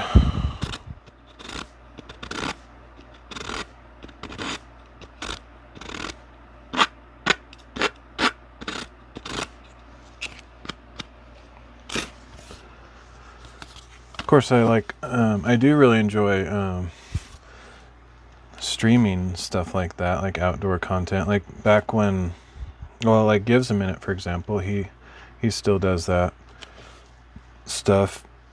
But then, you know, years ago we used to have Chill Outdoors on DLive, and I really enjoyed watching his stuff as well. Okay, this is where my brain sometimes gets scrambled. Let's see this. I have to make sure I put these in the right spot. This is the one that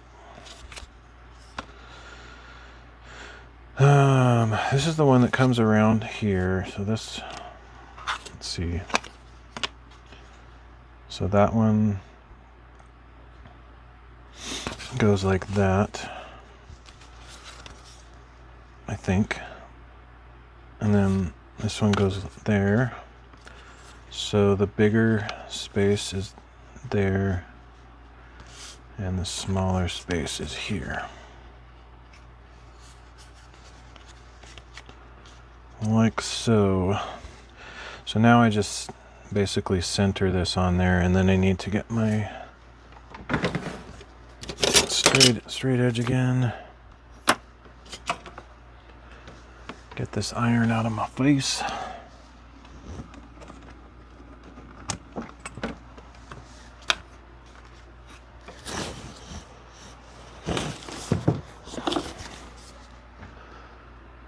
I like A/B Camping and Outdoors. I don't think I know them. But I also gravitate towards smaller creators, especially on streaming. Like, I don't really watch people that have hundreds, and especially not thousands of viewers. Like, literally, even if they're my exact kind of content that I like, if I see that they have hundreds or thousands of viewers, I just don't watch. I don't know why. I don't like those kind of crowds and spectacle. It's more, I like people that I can actually connect with, and if somebody has that many viewers, they're not really paying attention to individual chat messages, so you can't really make friends or connect with them. Okay, so first of all, I'm going to mark where these pieces go so I can later position these back where they need to be. I used to have this red pen that I like to use traditionally. I don't know what happened to it. It's probably on my table, buried somewhere. But I guess this one works just as well.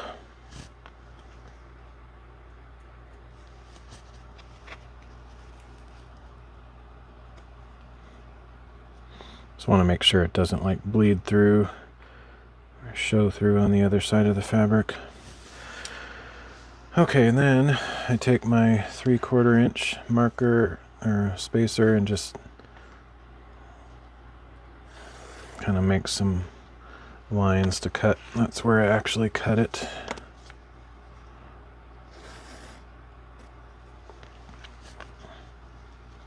Ah, shoot, I just moved that first piece. I gotta put that back in place.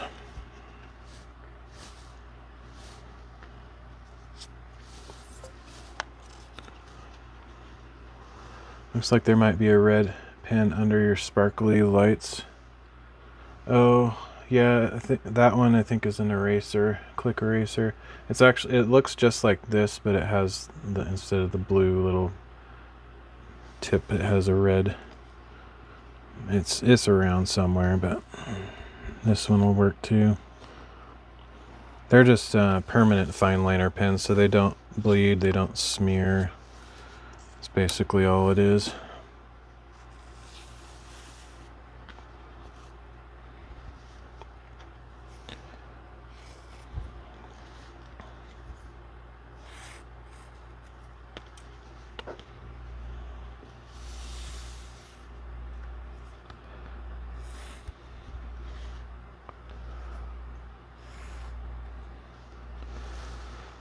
Okay, and then this is a curved path. Somewhere I have something that I kind of use, but I don't know. I don't remember what I've done in the past. I think I have a reverse curve piece that I've used before. I don't know where it is, but basically I think I've done something like this where I just kind of curve this around as it goes. Oh shoot. Except it's not supposed to move like that.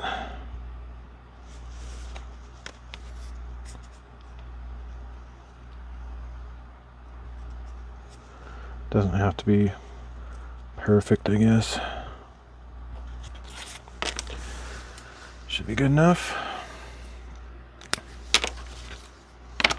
Alright, so that's my outline that I cut. This is where I want to get a really nice cut, so I want to make sure that the ruler doesn't move. So I should probably just get rid of this. This is kind of my portable workstation. I was using this on my lap because it's kind of small enough to have on my lap, but at this point I need more room, so I'm going to get rid of this.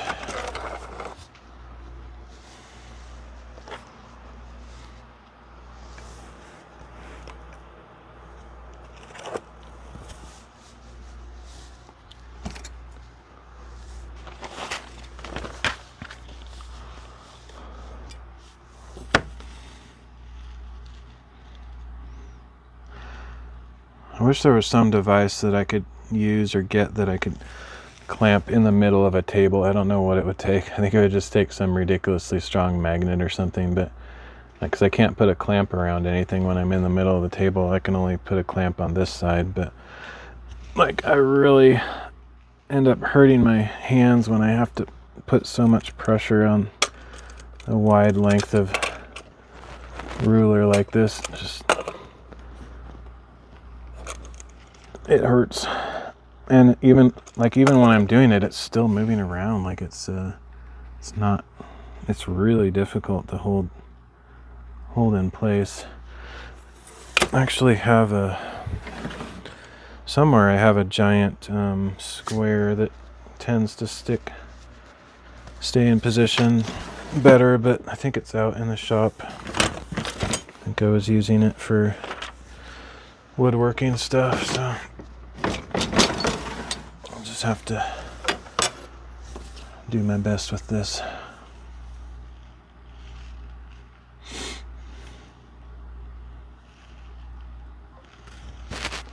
You have a rule with a cork on the back. I've actually found that those don't help. They don't really stick as well as you would think.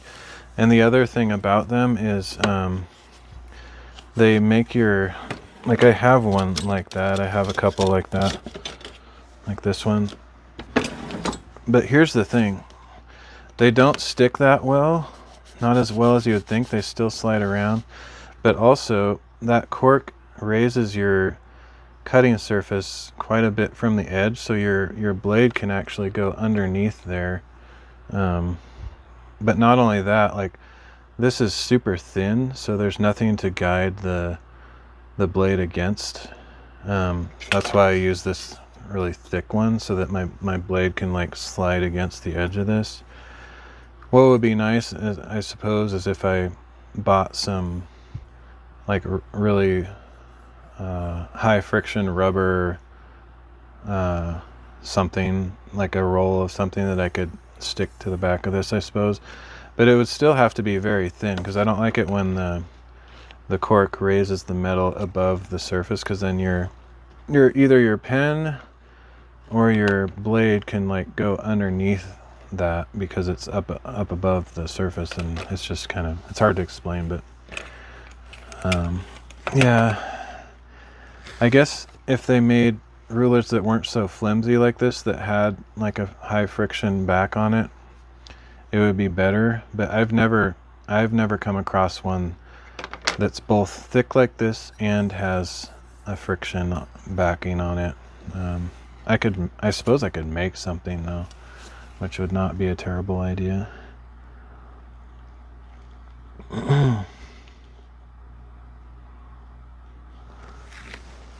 But it is a good question.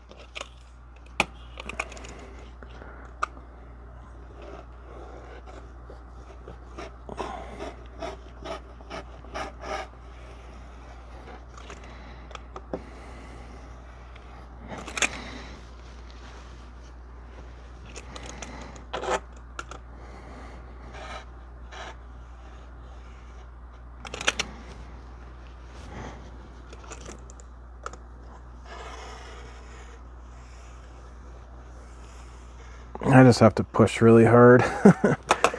And part of the problem is that this table is like higher than my belly button, so it's not quite, I mean it's higher than waist high, so I can't really like bear into the angle. Like if I had a normal height table, I could like, you know, put my whole weight into it and it wouldn't be a problem. But this is awkwardly high, so I'm kind of, my arm is out at a strange angle, so I don't have as much leverage as I might otherwise, which is part of the problem. I suppose if I used my step stool to get up higher, that might actually help. It's not, I don't know if I've ever actually tried that, but might be worth a try. Let's see. I don't know where I put it. I had it just a minute ago. Earlier I was using it.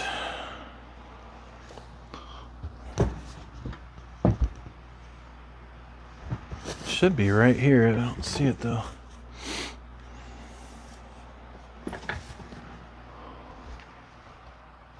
That is weird. It's literally disappeared. Oh, there it is. Yeah, I'm going to try that. I think that might actually make it a little bit easier.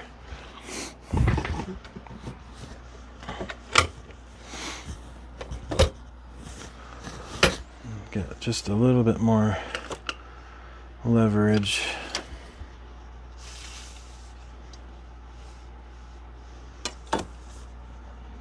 My back of my head might get in the camera though. I don't think I'm going to finish this tonight though. I might just finish this cutting because I have to like set up all the glue, and it's getting kind of late to the point where I kind of just feel like sitting down for a while. And streaming for a while.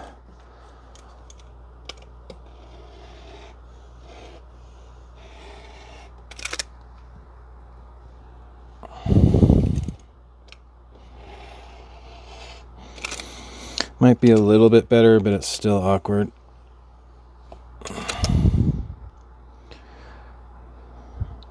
What I could do actually is I do have like a 4-foot long ruler, one that's long enough where I could clamp it on the top and clamp it on the bottom, but I don't know, it's too much prep work. I've been doing it this way for so long that even though it's kind of painful to my hands and I have to push really hard and I end up getting like a sore arm the next day, it's not that bad. If I was doing this like as a career, like all the time, I would probably come up with all those kind of creative solutions because it would spare my arm. But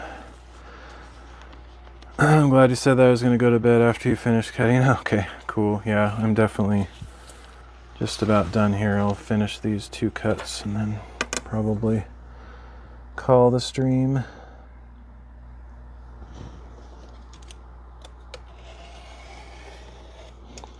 Not that anyone should feel obligated or pressured to hang out the entire stream, but I do appreciate the company, of course.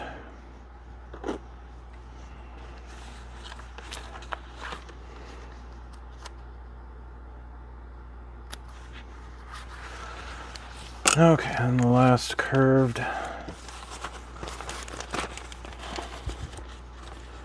cut. Have to kind of hope that I get this all in one cut because it's going to be difficult to trace the same line. Have to push a little bit harder. It should be fine.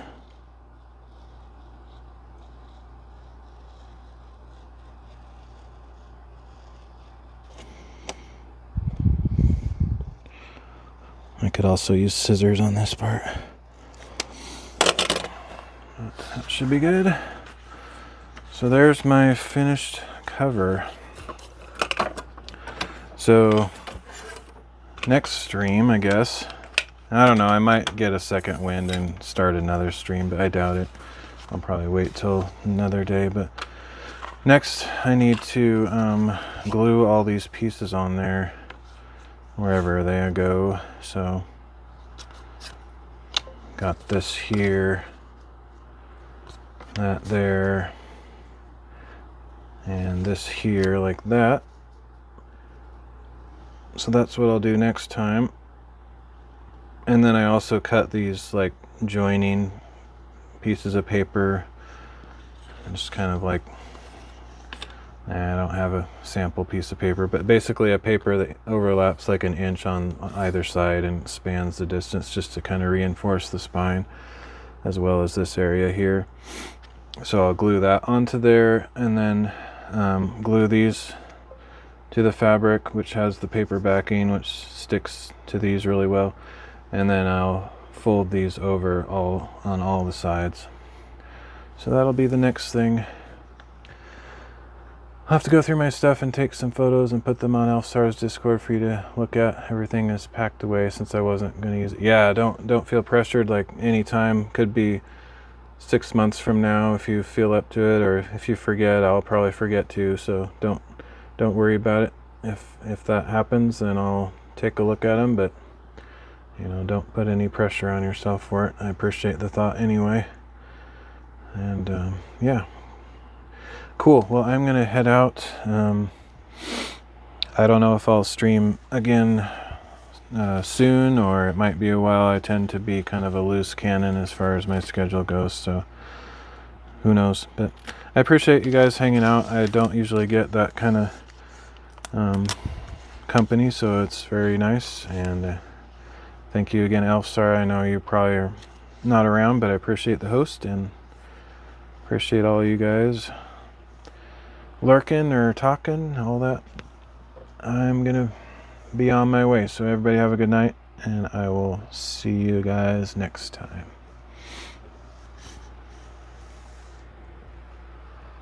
And I have to push this goofy button on my phone, so I'll probably change cameras like 50 times in the process. Good night, Stephanie.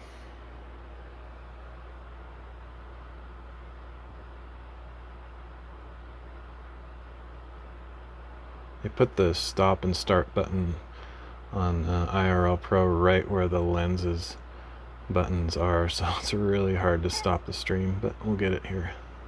I have to push the screen like 500 times. There we go. See ya.